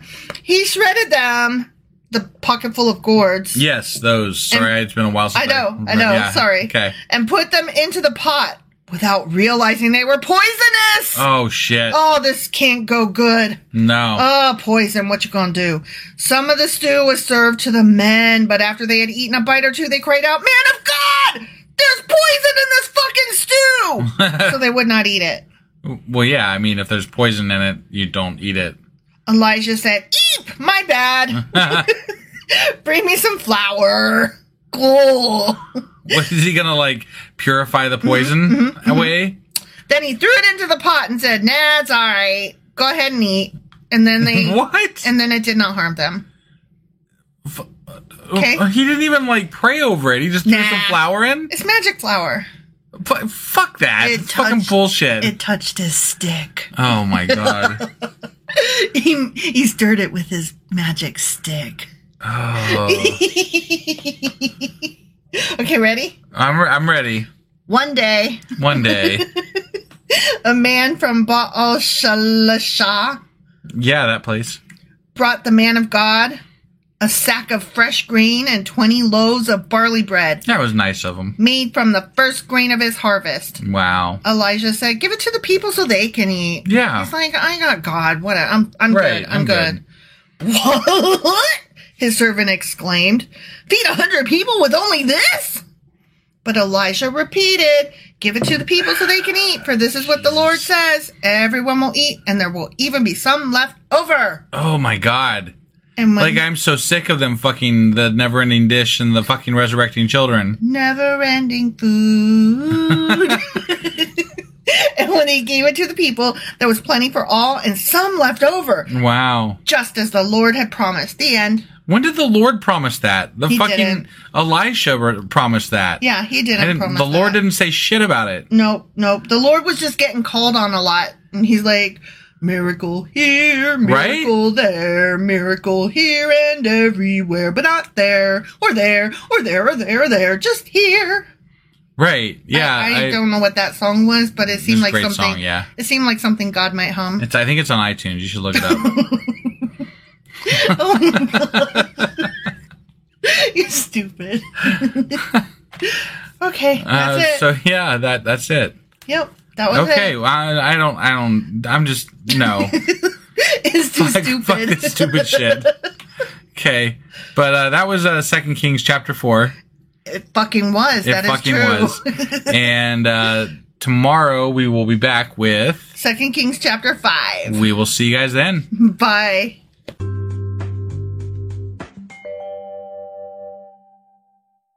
Husband, Wife. do you remember what happened yesterday? I remember that there was a second resurrection, and Who was resurrected? some kid that wasn't it Elisha had a room that he was like staying in, and then he gave this lady a kid, kind of, I guess. That died. Yeah, and then he died from a fucking massive headache, and then he came and resurrected. He laid over the kid. He did. And He laid on put the his kid. mouth on a kid. Yeah. And his eyeballs on the kid. and he resurrected that kid. It sounded really creepy. Yeah. Yeah. And then Elisha tried to poison everybody, but then he put some flour in it. It was all good. Right. Yeah. So there was that. I don't think Elisha was trying to poison them. Whatever. It was that. I didn't mean he was trying to poison them. He put the poison in the soup, and then the soup attempted to poison them. And they were like, poison them. And then they were like, hey, dude, it's poison. And then he's like, here's flour. And they're like, okay, it's all better now. Magical flour. Magical flour. And there was endless oil and endless everything. Yeah. Not jars. They ran out of jars. They did run out of jars. Yep, for sure. So many miracles. Yeah. You would think Elijah was Jesus or something. So that was 2 Kings chapter 4. It was. And today we're going to be reading 2 Kings chapter 5. All right, let's go do this. Okie dokie.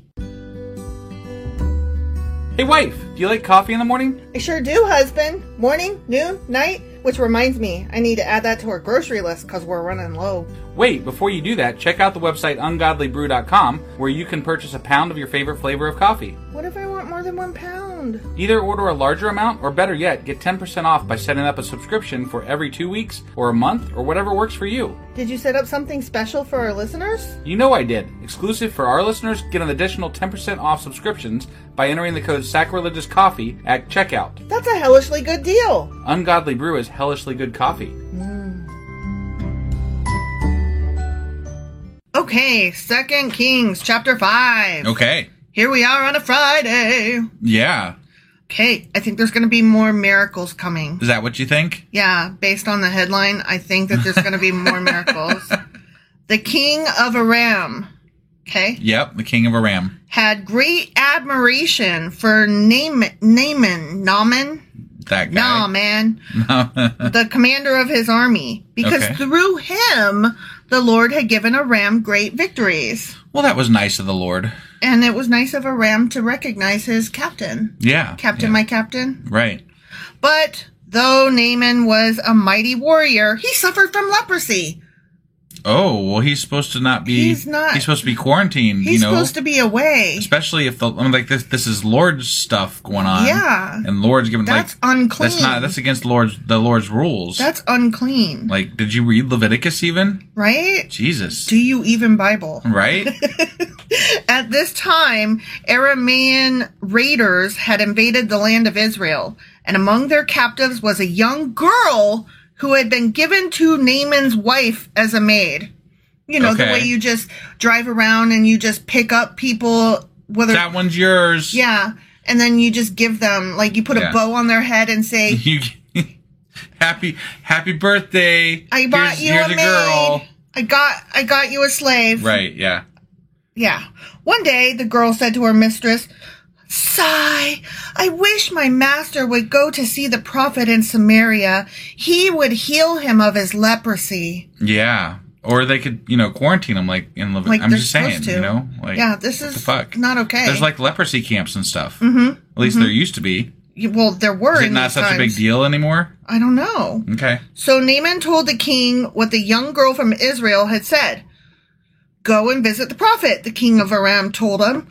"I will send a letter of introduction for you to take to the king of Israel." So Okay. Naaman started out carrying as gifts 750 pounds of silver, 150 pounds of gold, and 10 sets of clothing. Damn, that's a lot of fucking that's a lot. Please take away Right. my leprosy. I Lama mean, lama ding dong. You must have been pretty fucking rich, 10 sets of clothing. right? I don't even have 10 sets of clothing. Just kidding. The letter to the king of Israel said, "With this letter I present my servant Naaman. I want you to heal him of his leprosy." Okay. When the king of Israel read the letter, he tore his clothes in dismay and said, "This man sends me a leper to heal? Am I a god that I can give life and take it away? I can see that he's just trying to pick a fight with me." What? This literally just made no sense. Right? Yeah. Wow. Like what? You What? have all these prophets, He including also Elisha. sent a fucking shit ton of silver and gold. Mm-hmm. Like I thought that should clear up the picking a fight thing. They are always doing that, though. This is not the first time that somebody has come bearing gifts and been accused of Right, warfare. right, that's it's true. Bullshit. Yeah. But when Elisha, the man of God, heard that the king of Israel had torn his clothes in dismay, he sent this message to him. "Why you so mad, bruh?" Is that what he sent? He said, "Why you so upset?" Oh, okay. Yeah. "Send Naaman to me, stupid head, and he will learn that there is a true prophet here in Israel. Unlike you, fuckface." Right. Right. So Naaman went with his horses and chariots and waited at the door of Elisha's house. Want to take bets on whether or not he gets healed of leprosy? I bet he gets healed of leprosy. I think he's going to get healed of leprosy. Pretty sure that's going to happen. Okay. But Elijah sent a messenger out to him with this message. Okay. Go and wash yourself 7 times Maybe that's all it takes to cure leprosy. in the Jordan River. Then your skin will be restored and you will be healed of your leprosy. This isn't a fucking miracle. This is just bathing. So wait, when you say wash 7 times, does that mean like you have to walk into the water and then walk out and be like 1? Yeah, I guess. Or does it mean you could stay in the water and you could be like, I scrubbed, that was 1, and then No, I'm be like, thinking. I think scrubbed you gotta. again. I think you gotta do it 7 times. So, but what do you consider a bath, though? Do you walk in and then walk out? Or do you have to walk in and You gotta scrub? dry off first. You know, you gotta dry off. Oh, and then you get back gotta in. dry off? Yeah. Why do you think that? Like, what makes you think that? Well, because otherwise it would only be 1 really long time. Really? Yeah. Even if you walk out and then walk back in? Well, you can't. You still got water dripping from you, so yeah, just only counts as 1. I guess it's like if you go to the pool, even if you get out of the pool, you're still like pooling, right? You're doing the pool that day. Right. Right. Okay, all right. But Naaman became angry and stalked away. Dude, I thought he would certainly come out and meet me, he said.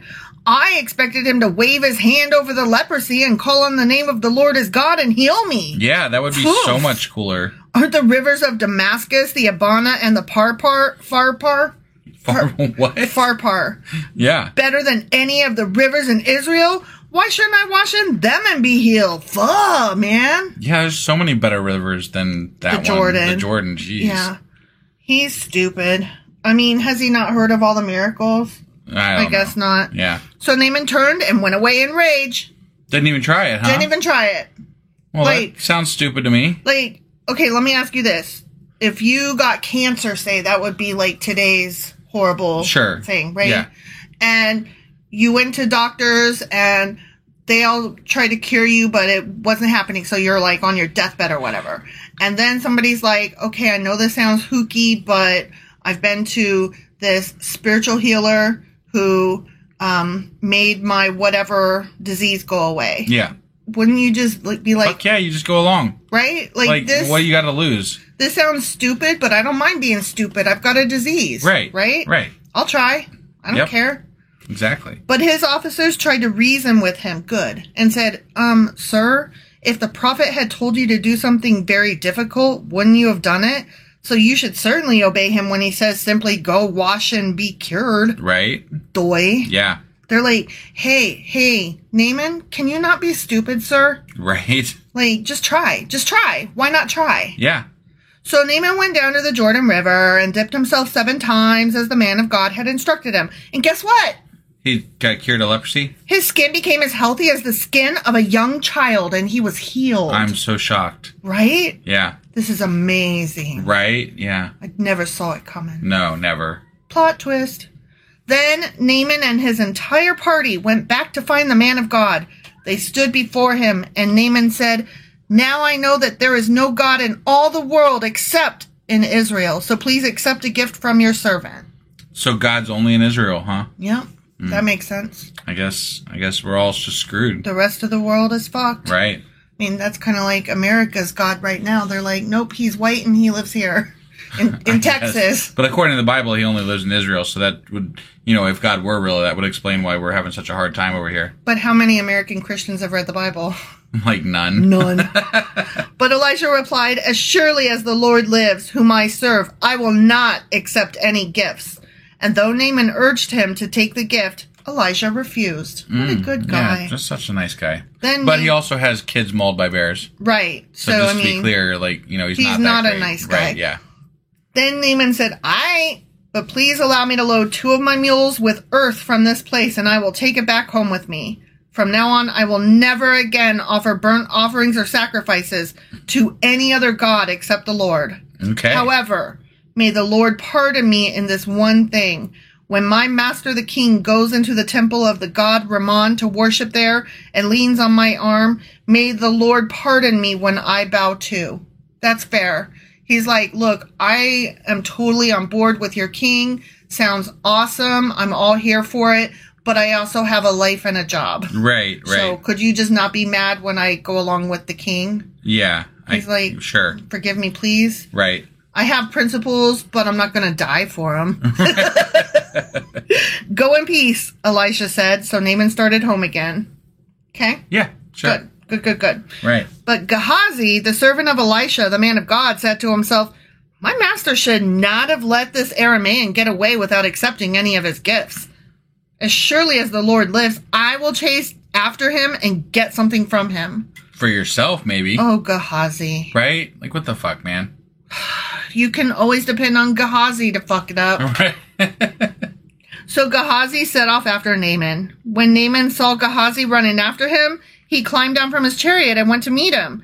Is everything all right? Naaman asked. Yeah, Gehazi said, but my master has sent me to tell you that 2 young prophets from the hill country of Ephraim have just arrived. He would like 75 pounds of silver and 2 sets of clothing to give to them. Oh, okay. Okay. Yeah. By all means, take twice as much silver, Naaman insisted. I mean, yeah, I could see Naaman's like, you guys healed me of leprosy. Right. Fucking, I was trying to give you this anyway. Right. He doesn't know. Right. He gave him 2 sets of clothing, tied up the money in 2 bags, and sent 2 of his servants to carry the gifts for Gehazi. But when they arrived at the citadel, Gehazi took the gifts from the servants and sent the men back.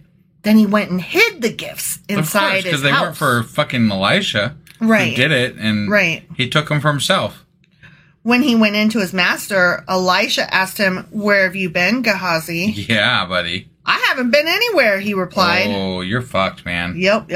But Elisha asked him, don't you realize that I was there in spirit when Naaman stepped down from his chariot to meet you? This guy sounds too close to a fucking god, like a living god. He's Jesus. Right? Like, this is some bullshit. He's this miracle dude that resurrects people.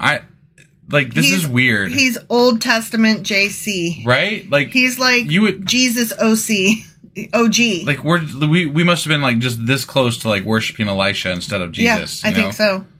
Is this... Okay, so, dude is continuing. Right. Is this the time to receive money and clothing, olive groves and vineyards, sheep and cattle and male and female servants? Because you have done this, you and your descendants will suffer from Naaman's leprosy forever. Oh, wow. Shit! Man, fucking screwed all your descendants, man. Right? When Gehazi left the room, he was covered with leprosy. His skin was white as snow. The end. Jesus. That's so funny because when a lot of fairy tales are like white as snow. Yeah. And like Snow White is supposed to be all good and stuff. Oh, yeah. Isn't that funny? Yeah. But white as snow, Snow White means you're covered with leprosy and you're gross and sick. Right, yeah. You nasty. Well, that's okay. I mean, that's a heavy price to pay for stealing. It really is. Like, I'm not saying that Gehazi, I don't know. God's been kind of hands off, and then all of a sudden now, just because this dude's like Elisha's servant, he's like, I'm going to kill you. Or I'm going to punish you and your whole fucking, all your kids and everything. Like, if you found out, let me ask you this.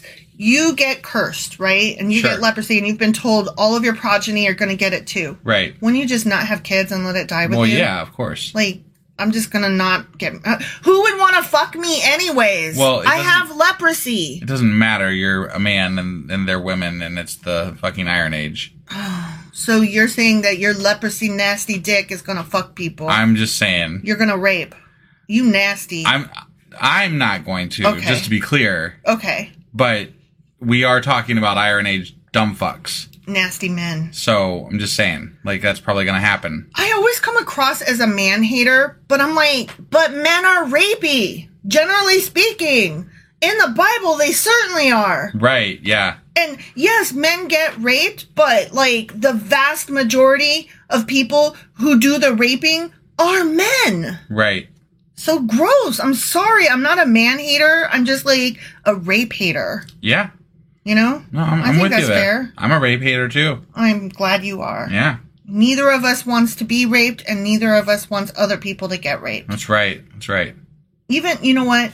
Even McConnell, I wouldn't wish rape on him. No, but he can fall down a flight of steps or something. I would get not really cry. badly bruised. If he fell off of a house that didn't have battlements, I would definitely. I mean, I don't want him to die. I'm not trying to wish death on him, but if he was dead, I wouldn't cry. Severely hurt would be funny. Like, you remember when it was all bruised up a while back? Yeah. That was funny. That was funny.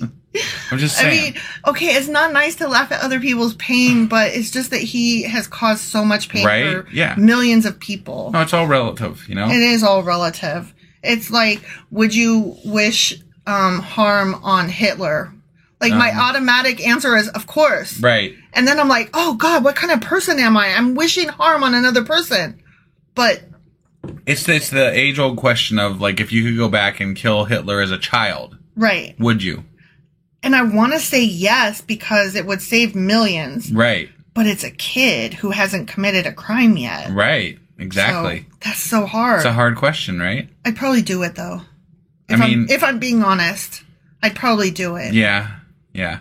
And then I'd feel disgusting the rest of my life. Right. Right. But I think I would rather feel disgusting over one death for the rest of my life that I caused rather than the millions that I let happen. But then you gotta also ask, did Hitler happen because of Hitler, or did Hitler happen because of a movement that would have happened anyway? And did God move his heart to do that? So shit. I've heard that this is a thing that comes up as an argument all the time on things, is that technically Hitler claimed Christianity, but he was basically an atheist. Like, if you really dig into it, he was kind of an atheist. Oh, are you serious? To some extent, but he used Christianity to motivate his, Nazis. Kind of like Trump. Yeah, no, and that was the parallel I was trying to draw. Oh, is that, like, it's very similar, because I don't believe for a second that Trump believes in God or knows the first goddamn thing about God. He doesn't. He doesn't give a fuck about God. Right. It's not that he believes or doesn't believe. It's not even something he thinks about. Right. He uses that for his platform. He uses it to gain followers. Yeah. He uses it to further his message. That's all he does. That's all he does. Yep. And, it is whatever. That's all. I don't know where I was going with that. I was just, speaking more because I could. Crusty. I just was thinking of the last words of this passage. His skin was white as snow. And then I was just like, thinking crusty? Leprosy. Crusty. Oh, okay. Sorry. I don't even know what the fuck leprosy looks like, so. I mean, isn't it like flaky skin and stuff? Like maybe. Eczema times 10? I guess. I don't know. I could be wrong. Yeah. I'm glad it's not a thing anymore. Right. No, that's great. All right. Well, that's, I think, all we got, because we're just going on about nothing. That's the best me. Yeah. So that was 2 Kings chapter 5. Indeed, it fucking was. And tomorrow is actually going to be Saturday, which means that we'll be doing our Q&A. We will be doing our Q&A. That is correct. Right. I was waiting for you to chime in there, but you just kept looking at me like with blank face. So because I thought it was something special, and I was like, it's always something special. Okay, but I thought it was something special different. And so I was like, what am I forgetting? No. What am I forgetting? But on Sunday, we'll have Sacrilegious Book Club. Yeah, that. As well as our weekly replay. The weekly replay. And then we'll be back on Monday, as always, with the next chapter of 2 Kings, which will be 6. That was my part. I'm sorry. I fucked it all up. Go ahead. You're supposed to go. Go ahead. So, and then on Monday, we'll be back with 2 Kings chapter 6. There, and everything's better now with the world. It almost is. Just for that moment in time right there when you said it, everything for that moment right there. It felt gross when you did. It was better. I kept waiting for you to shut up. Yeah, I didn't shut up. And then you didn't shut up. You just kept talking. I didn't. You're right. It made my stomach hurt. I was like, what are you doing? I'm sorry. I'm sure that there were listeners out there that were like, no. I mean, I was. Right, yeah. Okay. All right. Let's get out of here. Yeah. All right. Bye, everybody. Bye.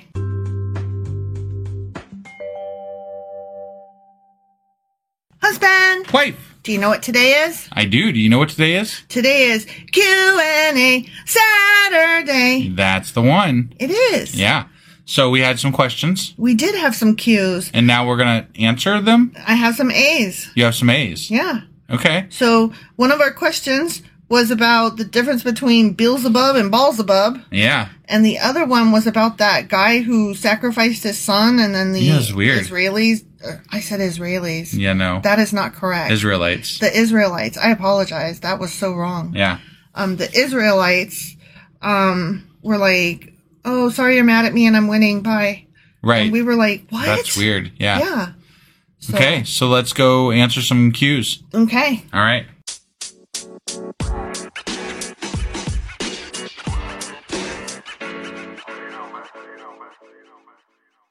Okay, so about Beelzebub and Baalzebub. Beelzebub and Baalzebub. And also Beelzebul. And Beelzebul? Yeah. Okay. Okay, so here's the short answer. All right. They're the same. Got it. Okay. Yeah. You want a little bit more details on that, I though? suppose. Sure, let's do it. Okay, so Beelzebub and Baalzebub Yeah. are the same, and they are associated with the Canaanite god Baal. Okay. Yep. And then Beelzebul is another one that we see somewhere At some point. Down the road. And that is derived from a Philistine god. Oh, interesting. Okay? And Beelzebul is also the same name as Satan. Okay? Got it. Beelzebul is? Yeah. I thought, because I've heard Beelzebub associated with Satan before, they too. are kind of all, it just depends on which part you're reading, what thing you're reading. Got it. Okay? So in Christian times, Lucifer came to be regarded as the name of Satan before his fall. Okay. So Lucifer was the angel. Got it. And then he fell, and then he became Satan. Okay. Okay? All right. Satan is the prince of devils. Beelzebub is the lord of flies and the lord of dung. The Lord of Flies, huh? Mm-hmm. That's interesting. You never heard that? No. Oh. I knew And that dung, one of them huh? was the lord of flies. You are dumb. No, I said dung. I said dung. I thought you said I'm dumb. No, I did not. Well, you are, though. Oh, okay. But yes, dung like doo-doo. Got it. Okay? Yeah. And then Lucifer, of course, is the fallen angel of light, or the light bearer, or the morning star, or the herald of the dawn. Got it. Okay? So So it sounds like even when it comes to who the fuck Lucifer, Satan, yada, yada, yada is, there's a lot of confusion even there. there is. And sometimes it's all one entity. Sometimes it's various things that fall under like one, like Satan is the big one and all of the other ones fall under him.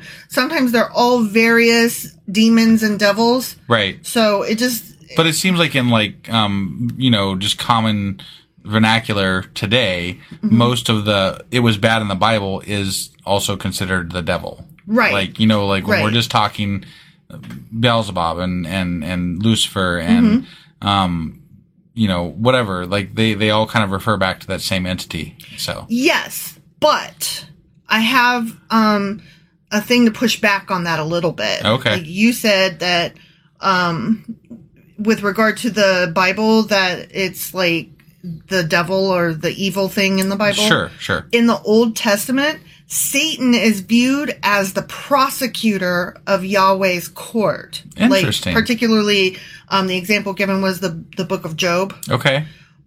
He's not regarded as an adversary of God, Got but it. a tool of God, and as the prosecutor, like So that arm. he only became the devil because people misread him. Yes, yes. Okay. And then also the New Testament and Christianity onward, they had to have a bad guy. You know what I mean? Right. Like, it's not our fault when we're evil. It's The devil's fault. The devil's fault. Right. And, of course, there's the question of, but the devil is something that God made. So, Right. there's that argument back and forth. And that's Yeah. where you get a lot of, like, current television that has a sympathetic view of the devil, or that, like the show Lucifer. Right. Shows just this humanizing and, like I said, sympathetic take on it to try to make the story a little bit more palatable. Right. I mean, the devil did go down to Georgia. He did. Right? He did it, but he lost that contest from what I heard. He did, yeah. So, Satan's task in that whole, not an adversary, but just a prosecutor. Yeah. His task is to roam the earth, seeking out acts or persons to be reported adversely to the king. Okay. So he's a So- tattletale, essentially. Yes. Okay. And his function thus is the opposite of that of the eyes of the Lord. So like the angels and stuff, Yeah. which roam the earth, strengthening all that is good. Got it. Okay. Except for that one time when they blocked Balaam's passage and then almost killed him. That was Balaam. Balaam, yeah, sorry. Yeah. He wasn't strengthening anything there. He was just ready to kill him. Yeah. So- Yeah. Again, it just depends on what part of the Bible you're reading. Right. And also God sent the people of the angels to destroy what were the two cities? Sodom and Gomorrah. Yeah. So they did not strengthen anything there other than, God's a dick. Well, yeah. So One might say that they were supporting God by getting rid of evil, sure. but I think that's a stretch. That is definitely a stretch. So through his subordinate demons, Satan can take possession of human bodies, Oh, afflicting them or making them diseased. interesting. And that's where you get shows like what we're watching currently on Paramount is Evil. Right. And it is so good, you guys. It's actually an award-winning show. I Oh. didn't realize that. I didn't either. Yeah. I mean, there are some things that were, as far as right. quality, that we were Well, like, Okay. but it's fun. Let's just say the acting is phenomenal. Right? Right, The right. acting is phenomenal. Some of the characters, like the daughters, we just are like, Ugh. stop. Just Yeah. stop. Yeah, the daughters are We trash. hate the daughters. We hate the way the daughters are written. The actresses are fine, and the daughters would be fine if they were written less annoying. Right. And the main character girl is not defined enough in her agnosticism and in her possession Yeah, or whatever. I think that's where it lacks, is the writing has fallen a little short here and there. Yeah, Like, it's a good enough show, but like the writing falls short occasionally. yeah, So, yeah. I think that's it. but this is not a review about the show Evil. No, so- I just really like to talk about TV Right. because I watch it. right. So, okay. And, we're talking about the devil. And so it's interesting to talk about what kind of shows that paint the devil in various lights. right. So, in the show Lucifer, we've got the devil is this nice guy who was misunderstood, Right. and then in Evil, it's definitely this adversary and the Lord of Flies, and he is very evil. Right. Right. So it's just interesting that this one entity can create so much storyline and diversity in personality. Well, and TV likes to write about the devil a lot more than they do about God. Well, sure. Generally speaking, I would say. Good is boring. Good is kind of boring, yeah. So, okay, that was that question. Okay. So the next question was the three kings, Jehoshaphat, and I forget who the other two were. They joined up and they were going to attack the Moabites. Okay. Remember? Yeah. And then the Moabite king was like, oh no, we're losing or whatever. And so he's like, I'm going to kill my son. I'm going to like sacrifice him and stuff. Right. Right? Yeah. And so we were like, wow, what? That escalated quickly. Jesus Christ. Right. So that act showed how desperate the king of Moab was following his defeat on the field. Okay. Yeah. And he did this to honor his pagan gods Okay. and to show his own people his determination to prevent defeat. Okay. Okay. Yeah. So it was a show of strength that he did this, not desperation. Sure. I Okay. get that. And hold on, I'm not done. Okay. Okay. So when the Israelites saw this, particularly Jehoshaphat, they were like, Jesus Christ, this guy's not going to quit. Like, he just sacrificed his own fucking son to pagan gods. Right. And so they realized at that point that they could keep fighting and they could knock down a lot, but they were never going to be able to match that amount of will. Because Jehoshaphat was of God or whatever, Yeah. but he was still not all in, right? And the other two were not God at all. Right. They were right. all kind of bad, right? Yeah. Yeah. So they didn't have this, well, we've got God on our side, so we'll just keep fighting. But God was technically on their side. Technically, but not, they didn't trust in him. You know what I mean? They were not godly So, people. okay, and that's fine. That's fine. But like in the past, though, and this is what bothers me, I guess, is that in the past, if God was on the side of whoever, generally the Israelites, right? And then somebody questioned their faith by not doing what was expected of them, they would be punished. Absolutely. But here's the thing. They did not reach out and ask God for help, and they were not instructed in any way. So they weren't disobeying because they hadn't asked for help. Okay. They were just stumbling around in the dark doing their thing. Got it. So, like, essentially, God's not very much in control right now. Like, God is kind of secondary to even, like, pagan gods and stuff. Yeah. And that is a big deal. Like, even the Bible is admitting it by saying this pagan god was, this king sacrificed his son to this pagan god, and the Israelites stopped in their tracks and fucking quit fighting. Yeah. Because this god, according to what was written, this God and the possibility of it existing or whatever was more powerful than Yahweh. Because they were not fully on board with Yahweh. No, I get it. I get So- it. But like it's literally in the Bible that God essentially was defeated by another god. Yes and no. In a way. It was the people's lack of faith and lack of living correctly. The people were defeated by the pagans. The people's lack of faith was defeated by this other guy's absolute faith. Got it. Misplaced, but still strong. It just strikes me. It doesn't help boost the argument for God, though. No, like absolutely in any not. way whatsoever. Absolutely not. Because it's just it stinks of weakness to me. It does. It's it not. Really does. Uninvolvement is weakness to me. Right. Now, I mean, there's no way that there's nothing that we have read thus far that brings me anywhere near believing in God. Right. Like, in fact, most of this has just been trash shit that I'm like, I wouldn't even believe in you if you did exist, because fuck you. Right. You know? Right. But like, when I read stuff like this, I'm like, why do we never hear about any of this kind of stuff? Like, why is this never discussed?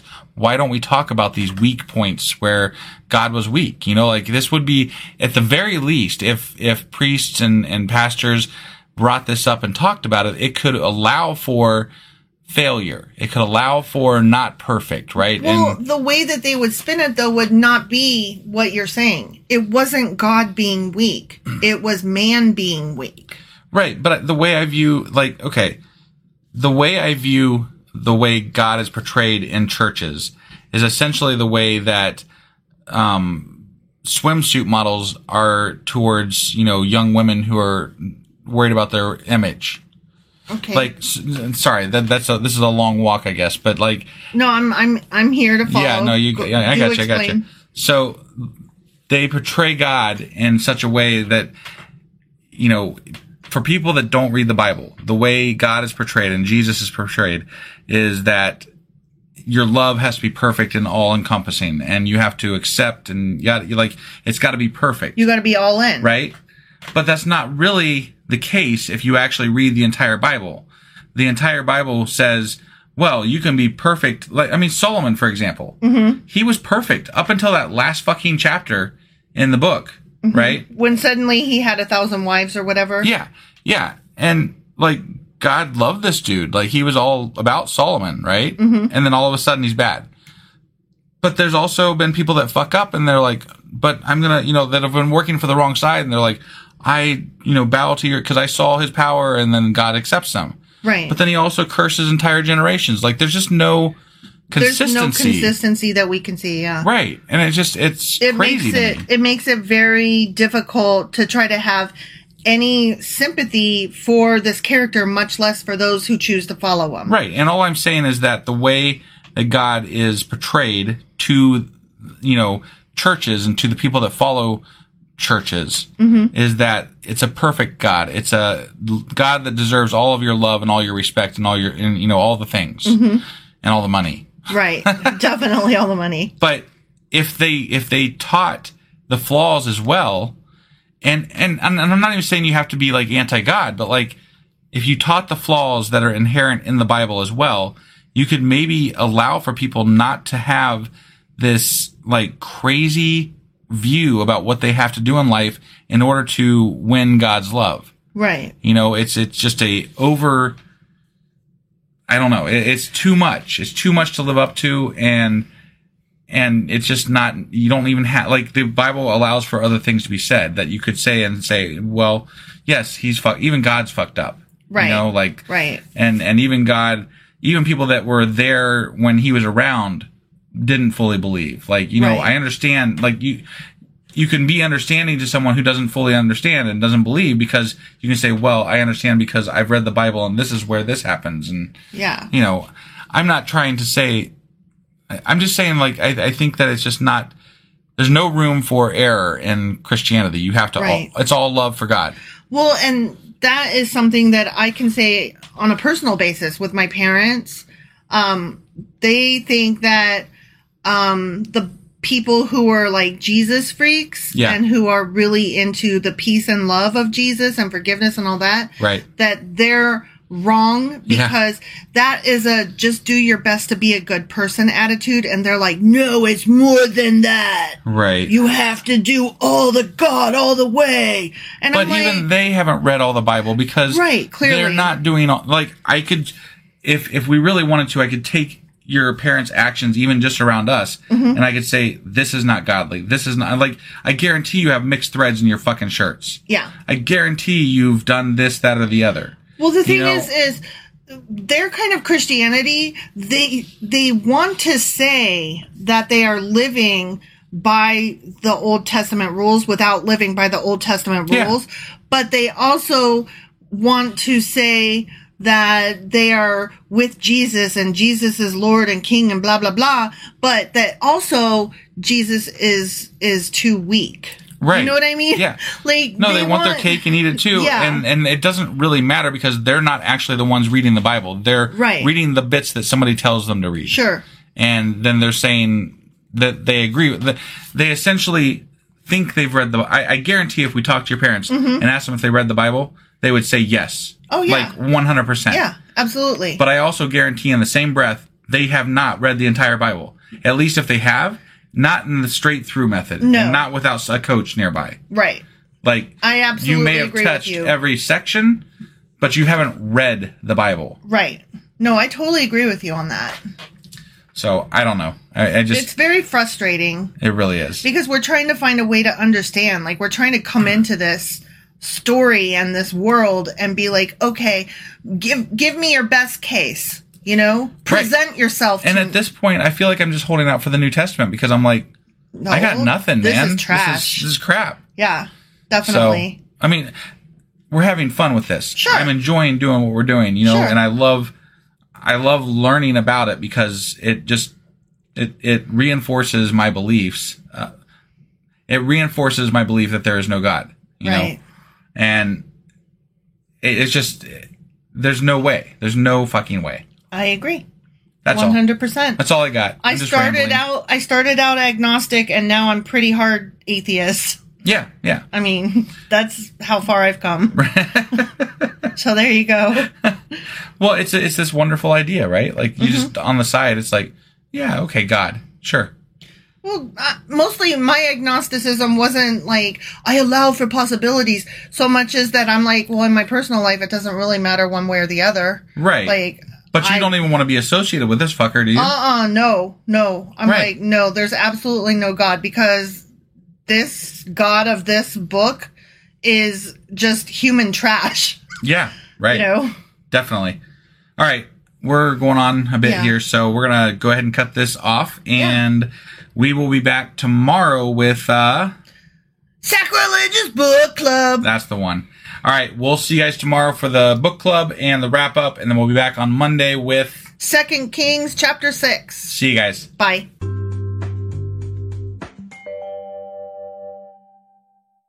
Husband, Wife. even though it's late, do you know what we're doing?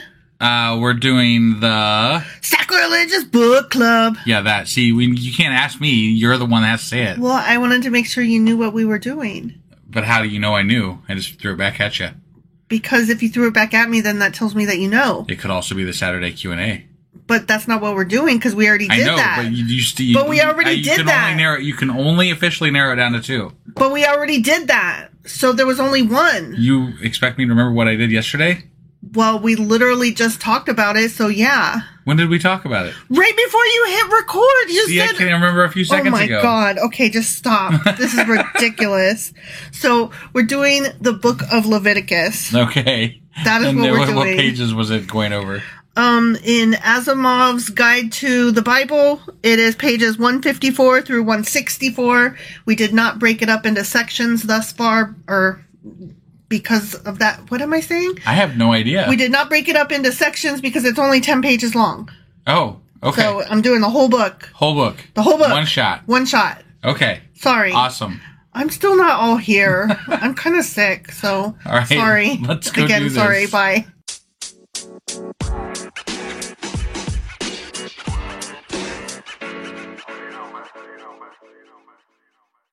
Okay, so we are doing the book of Leviticus in Straight Asimov's Guide to the Bible. Straight through. We're in the Old Testament. All of Leviticus. Yeah, starting on page 154. All of it. The whole thing. The whole thing. Ready? Yeah, I'm ready.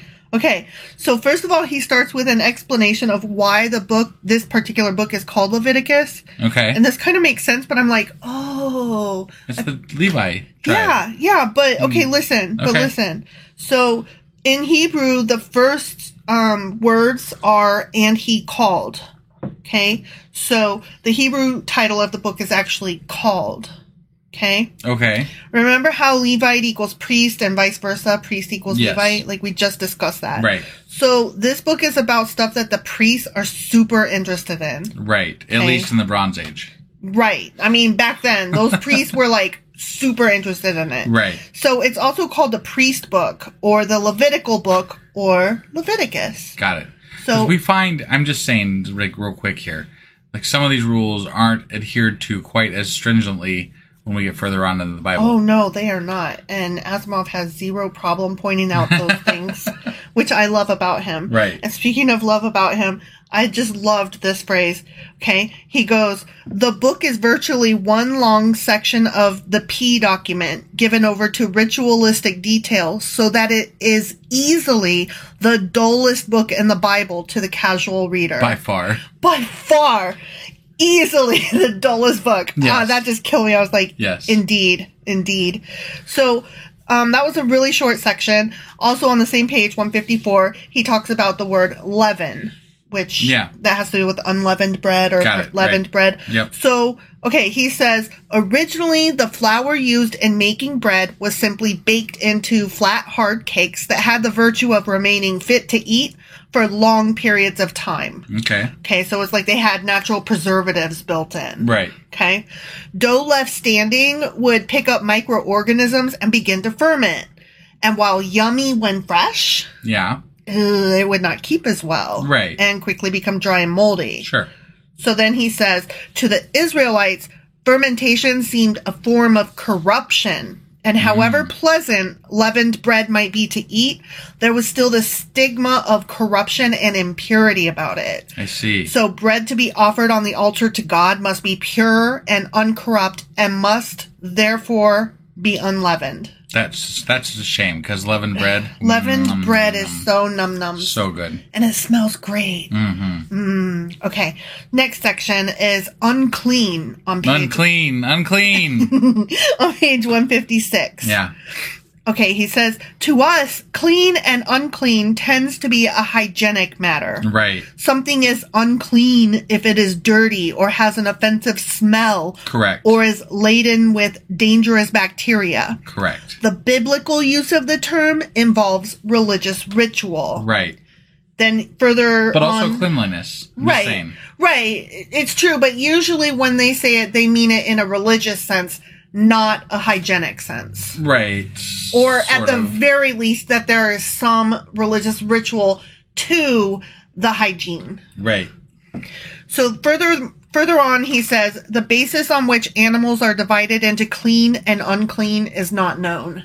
Okay. So remember, like, they were telling us with cloven hooves and chew the cud and some yes and some no. So there's no, like, scientific reasoning behind that or anything. Nope. Just random-ish. And he said, I always assumed it was to enforce safety and hygiene in food preparation and consumption. Right. And it could be, but it could also be to differentiate them from surrounding cultures. Okay. Because Yeah. the more that you have specific rules that are like, this is how our club operates. Right. Right. Then it gives you something that sets your club apart from all the other clubs around you. Yeah, and I suppose if you're hunting different stuff than the other ones, then that makes it easier to hunt for stuff. Right? True. I'm just saying. But it's also like, in Mean Girls, we wear pink on Wednesdays. Right. Like that kind of thing. Yeah. So, okay, next section is the Day of Atonement, page 157. Okay. Okay? In addition to the rules about cleanliness, Leviticus is also concerned with the consequences of sin. Yeah. So he says, Asimov says, to sin, that is, to disobey the commandments of God, involves separation from God. To cancel sin according to a prescribed ritual is to restore oneself to the presence of God, to make oneself more at one with God. The sinner must atone, therefore, or make atonement. Got it. So that's what the Day of Atonement was about. It was about getting rid of the sin and starting over. Reaching back out to God or whatever. Yeah, Right. yeah. Putting yourself back into a starting place or whatever. That's why we haven't seen God. We have never atoned. Whatever. I don't plan to either. I'm only sorry for what I'm sorry for. Yeah. And I'm not going to be sorry for things that I don't think I need to be sorry I'm for. totally with you. Just, So, fuck off that was funny. with your judgment. I wasn't judging you. Not you, like God. Fuck off with your judgment. Oh, okay. I will be the boss of what I am sorry about. Okay. That's right. all. Got it. Okay, the next section is Azazel on page 158. Okay. Okay? He says, and this is a quote from, I forget where it is, and I didn't write it down. That was dumb. It's from the Bible. Right. It's from Leviticus. Yeah. And Aaron shall cast lots upon the 2 goats, one lot for the Lord and the other lot for the scapegoat. Yeah. Okay? I remember that. So the priest drew lots, right? Right. One goat would be, quote, sacrificed to the Lord as atonement for the sins of the nation. The other would be led off into the wilderness, Of Zen. bearing with it all those sins. Yeah. So that punishment might befall it rather than the nation of Israel and its people. Right. Okay? Yep. So the escaped goat, what was it called? Scapegoat. A scapegoat, which is any person or object who, himself innocent, suffers vicariously for the deeds of another. Yeah. We still use that poor term to fucking this goat. day. Yeah. That goat got a raw deal. Right? So the Hebrew word translated into scapegoat is Azazel, Okay. which, does that sound familiar at all? It does, but I don't It's know a why. devilly type word. That's what I thought, but I wasn't sure. So the way that I read that quote was, and Aaron shall cast lots upon the 2 goats, one lot for the Lord and the other lot for the scapegoat. But how it reads in older texts is, and Aaron shall cast lots upon the 2 goats, one lot for the Lord and the other lot for his Azazel. Got it. So it's almost like they were worshiping 2 gods, sort of? No, I mean, no. ish. They were, well, maybe, kind of. Maybe, kind of. Maybe kind of, but there's no other mention of the word Azazel in the Bible. Okay, all right. So, here is Asimov's suggestions. Maybe it's a demon dwelling in the wilderness. Sure. Okay, that they were like, here, get these sins away from us. You Yeah. go out to that demon. Right. Or Azazel could be one of the fallen angels who would not accept that man was superior. Okay. Like, that's why Lucifer fell, right? Yeah. Or it could be the chief of those fallen angels who lusted after women, the No. act which brought on the flood. Do you remember that? Yes. Like the fallen angels, they were getting busy with Right, yeah. human women. Yep. And then God was like, this is gross. Right. My angels are fucking my people. Yeah. Nasty. Making giants. Making giants. So he was like, flood that. Yeah. So Asimov is like, but here's some suggestions. Sure. So Okay.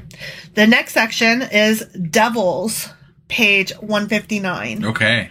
Which I just find it so interesting that this is what we're talking about, given where we're at in our natural reading, Yeah. we're talking about some of this stuff. Right. You know? Right. Yeah. Okay. So Leviticus chapter 17 verse 7 says, "And they shall no more offer their sacrifice unto devils." So the word devil comes from the Greek diabolos, which is funny because you know the game Diablo. Diablo. I Yeah. knew you were going to think of that, so I Yeah. went ahead and did it for you. Right. And that word means slanderer. So Asimov says the name applies to evil spirits that slander God in men's ears, urging them on to disobedience and sin. Devils comes from the Hebrew serum, or wild goats. Oh. Okay, so Asimov has another couple things to say here. Yeah. Okay, and these kind of blew my mind. Okay. The Greeks visualized the woods to be full of nature spirits in the shape of men with the horns, tail, and hindquarters of goats, always in a state of sexual heat. They called them satyrs, and the word has entered the modern psychiatric vocabulary to represent men suffering from insatiable sexual desires. Huh. Then furthermore, he says, the popular conception of Satan today with his horns, tail, and cloven hoof shows that he is still pictured as a satyr. I see. And did you know that the word satyr is where the word satire comes from? I didn't know that. Isn't that interesting? Yeah. I love etymology. Yeah. Okay, so the next section is blood on page 160. Okay. And Asimov says, blood is considered to contain the principle of life, as is reasonable, seeing that long continued bleeding will kill a man who seems otherwise unharmed. Right. Life as a creation of God cannot be appropriated by man, and man cannot therefore eat blood. Got it. So that's why there's that whole commandment of don't fucking eat blood, guys. Right. It comes from because blood is the life thing, Yeah. the life force. Yeah. And even before Leviticus, God had told Noah not to consume blood. So it was like in there early on. It was like a old rule. Got it. Okay. Okay. Yeah. So the next section is familiar spirits on page 161. Do you have a familiar spirit? I do not. I do not either. So Leviticus chapter 19 verse 31 says, "Regard them not that have familiar spirits, neither seek after wizards." Okay?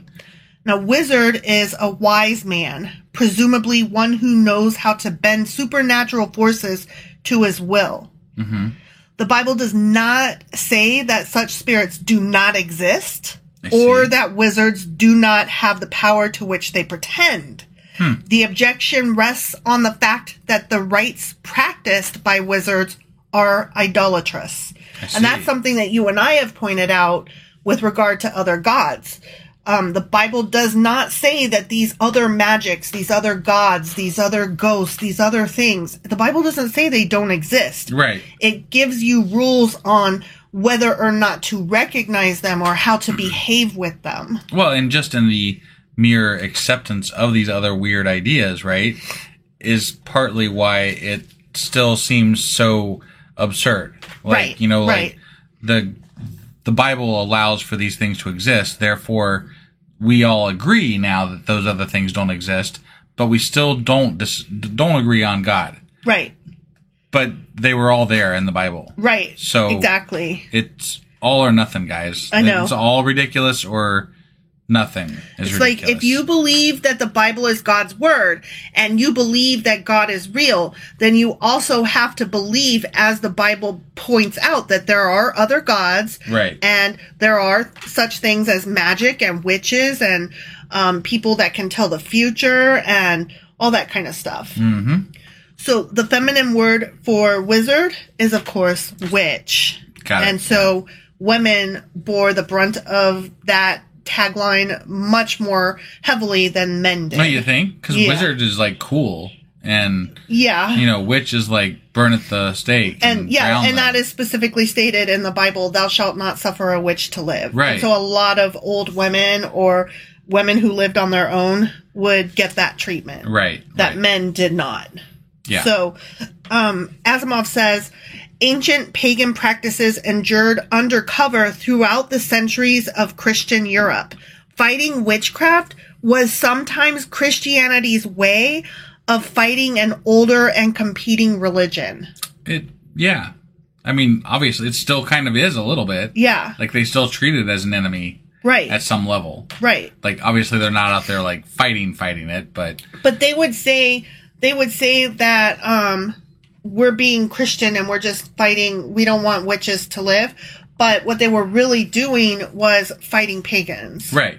So I just found that really interesting. Yeah. So the next section is Molech on page 162. Oh, right. Molech. Molech comes from the word Melech, M-E-L-E-C-H, okay. which means king. Okay? Yeah. The biblical writers excuse me, I'm so sorry. The biblical writers avoided referring to idols as kings or lords by instead calling them Bosheth, which means shame. Okay? Okay. So, you know how like they would not call God by his name and instead they had just those certain letters? Yeah. Okay? So that's what they would do with idols. They would call them something else instead of whatever the name of the god was or whatever. Sure.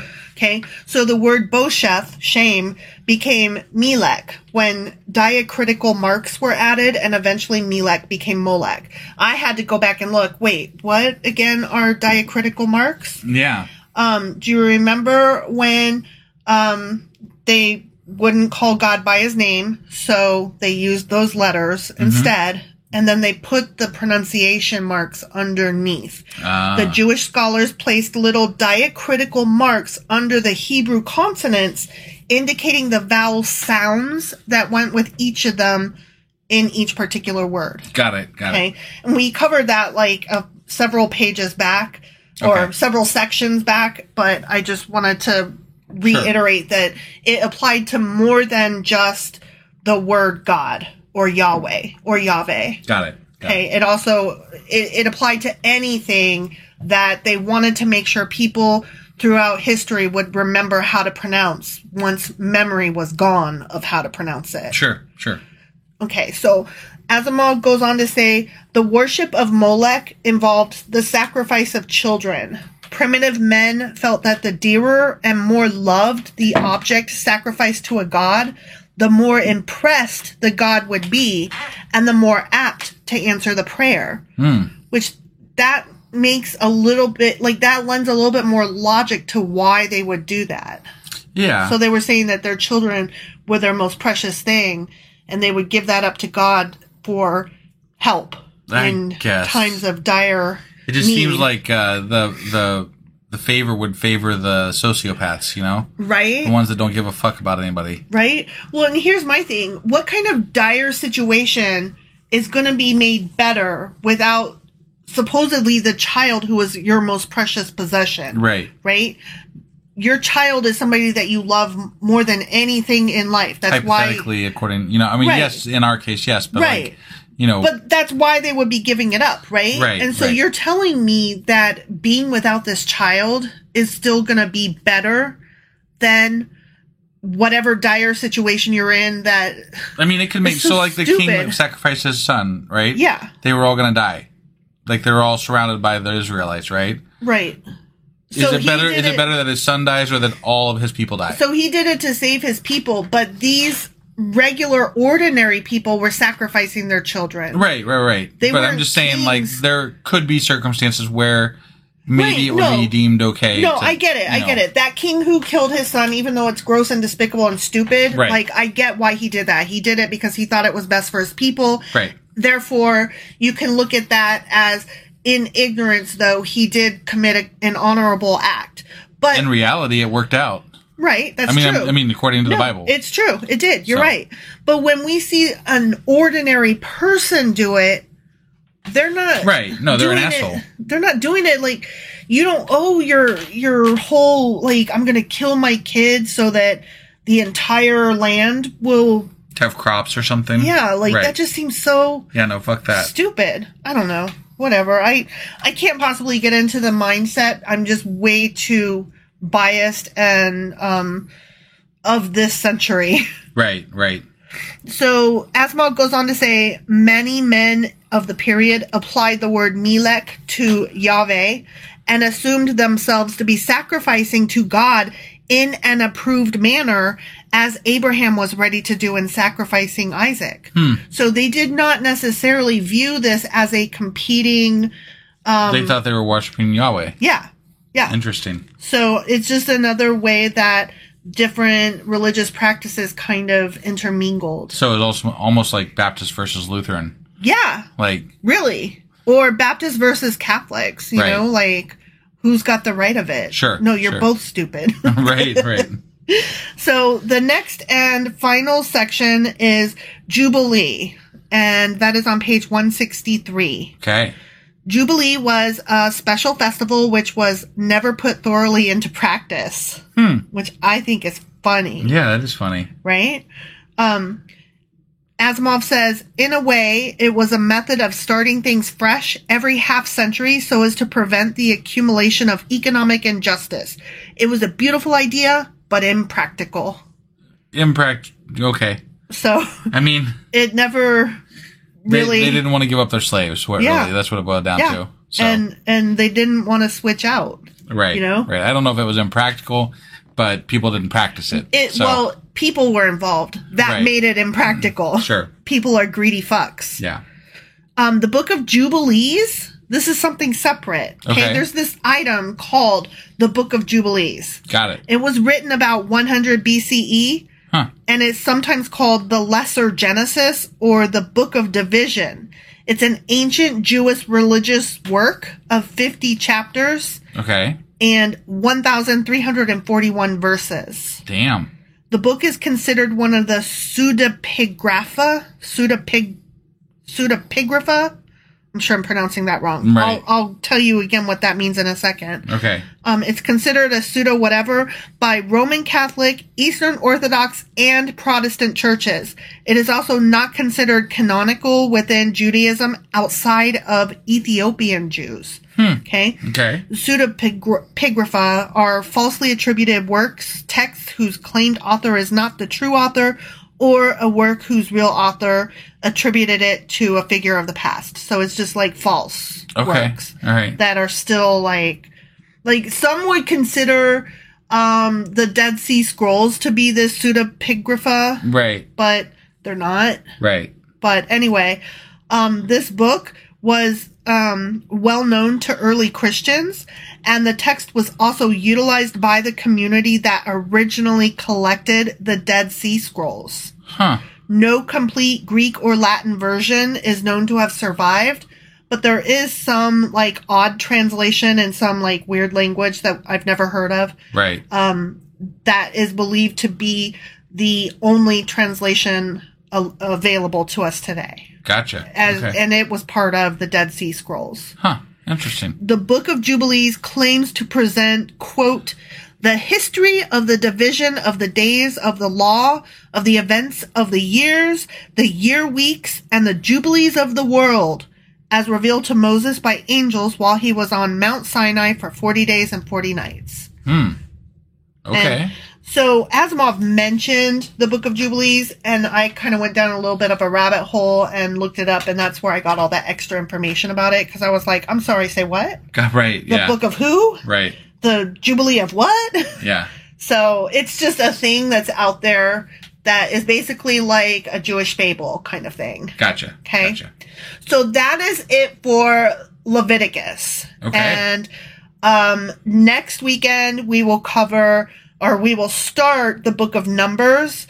Numbers goes from page 165 to page 192. Okay. So for our first one, we're just going to read pages 165 to 174. Okay. And that will cover the following topics: Numbers, the sum of the congregation, the Ethiopian woman, Caleb, Zin, Kadesh, Korah, Dathan, and Abiram, the pit, and Mount Hor. Awesome. Okay? Yeah. So that's that. All right. Okay? Well, that was fun. That was- We learned quite a bit. Fun and interesting. Yeah. That was the whole book of Leviticus. Right, that was the whole fucking book of Leviticus. I'm so glad he buzzed through it. Right? He buzzed through it so much better than I did. Yep. All right. Well, that was our book club for the week, and Apologies again for it being late. Yeah. So, our replay will be coming out here in just a second too. So as soon as I get done posting this, the replay will be coming out as well.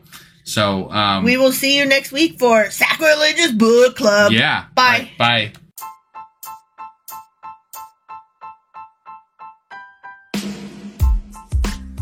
Hey, wife, I guess that's the end? But husband, that's just sad. It doesn't have to be. We are on lots of social media platforms like Twitter.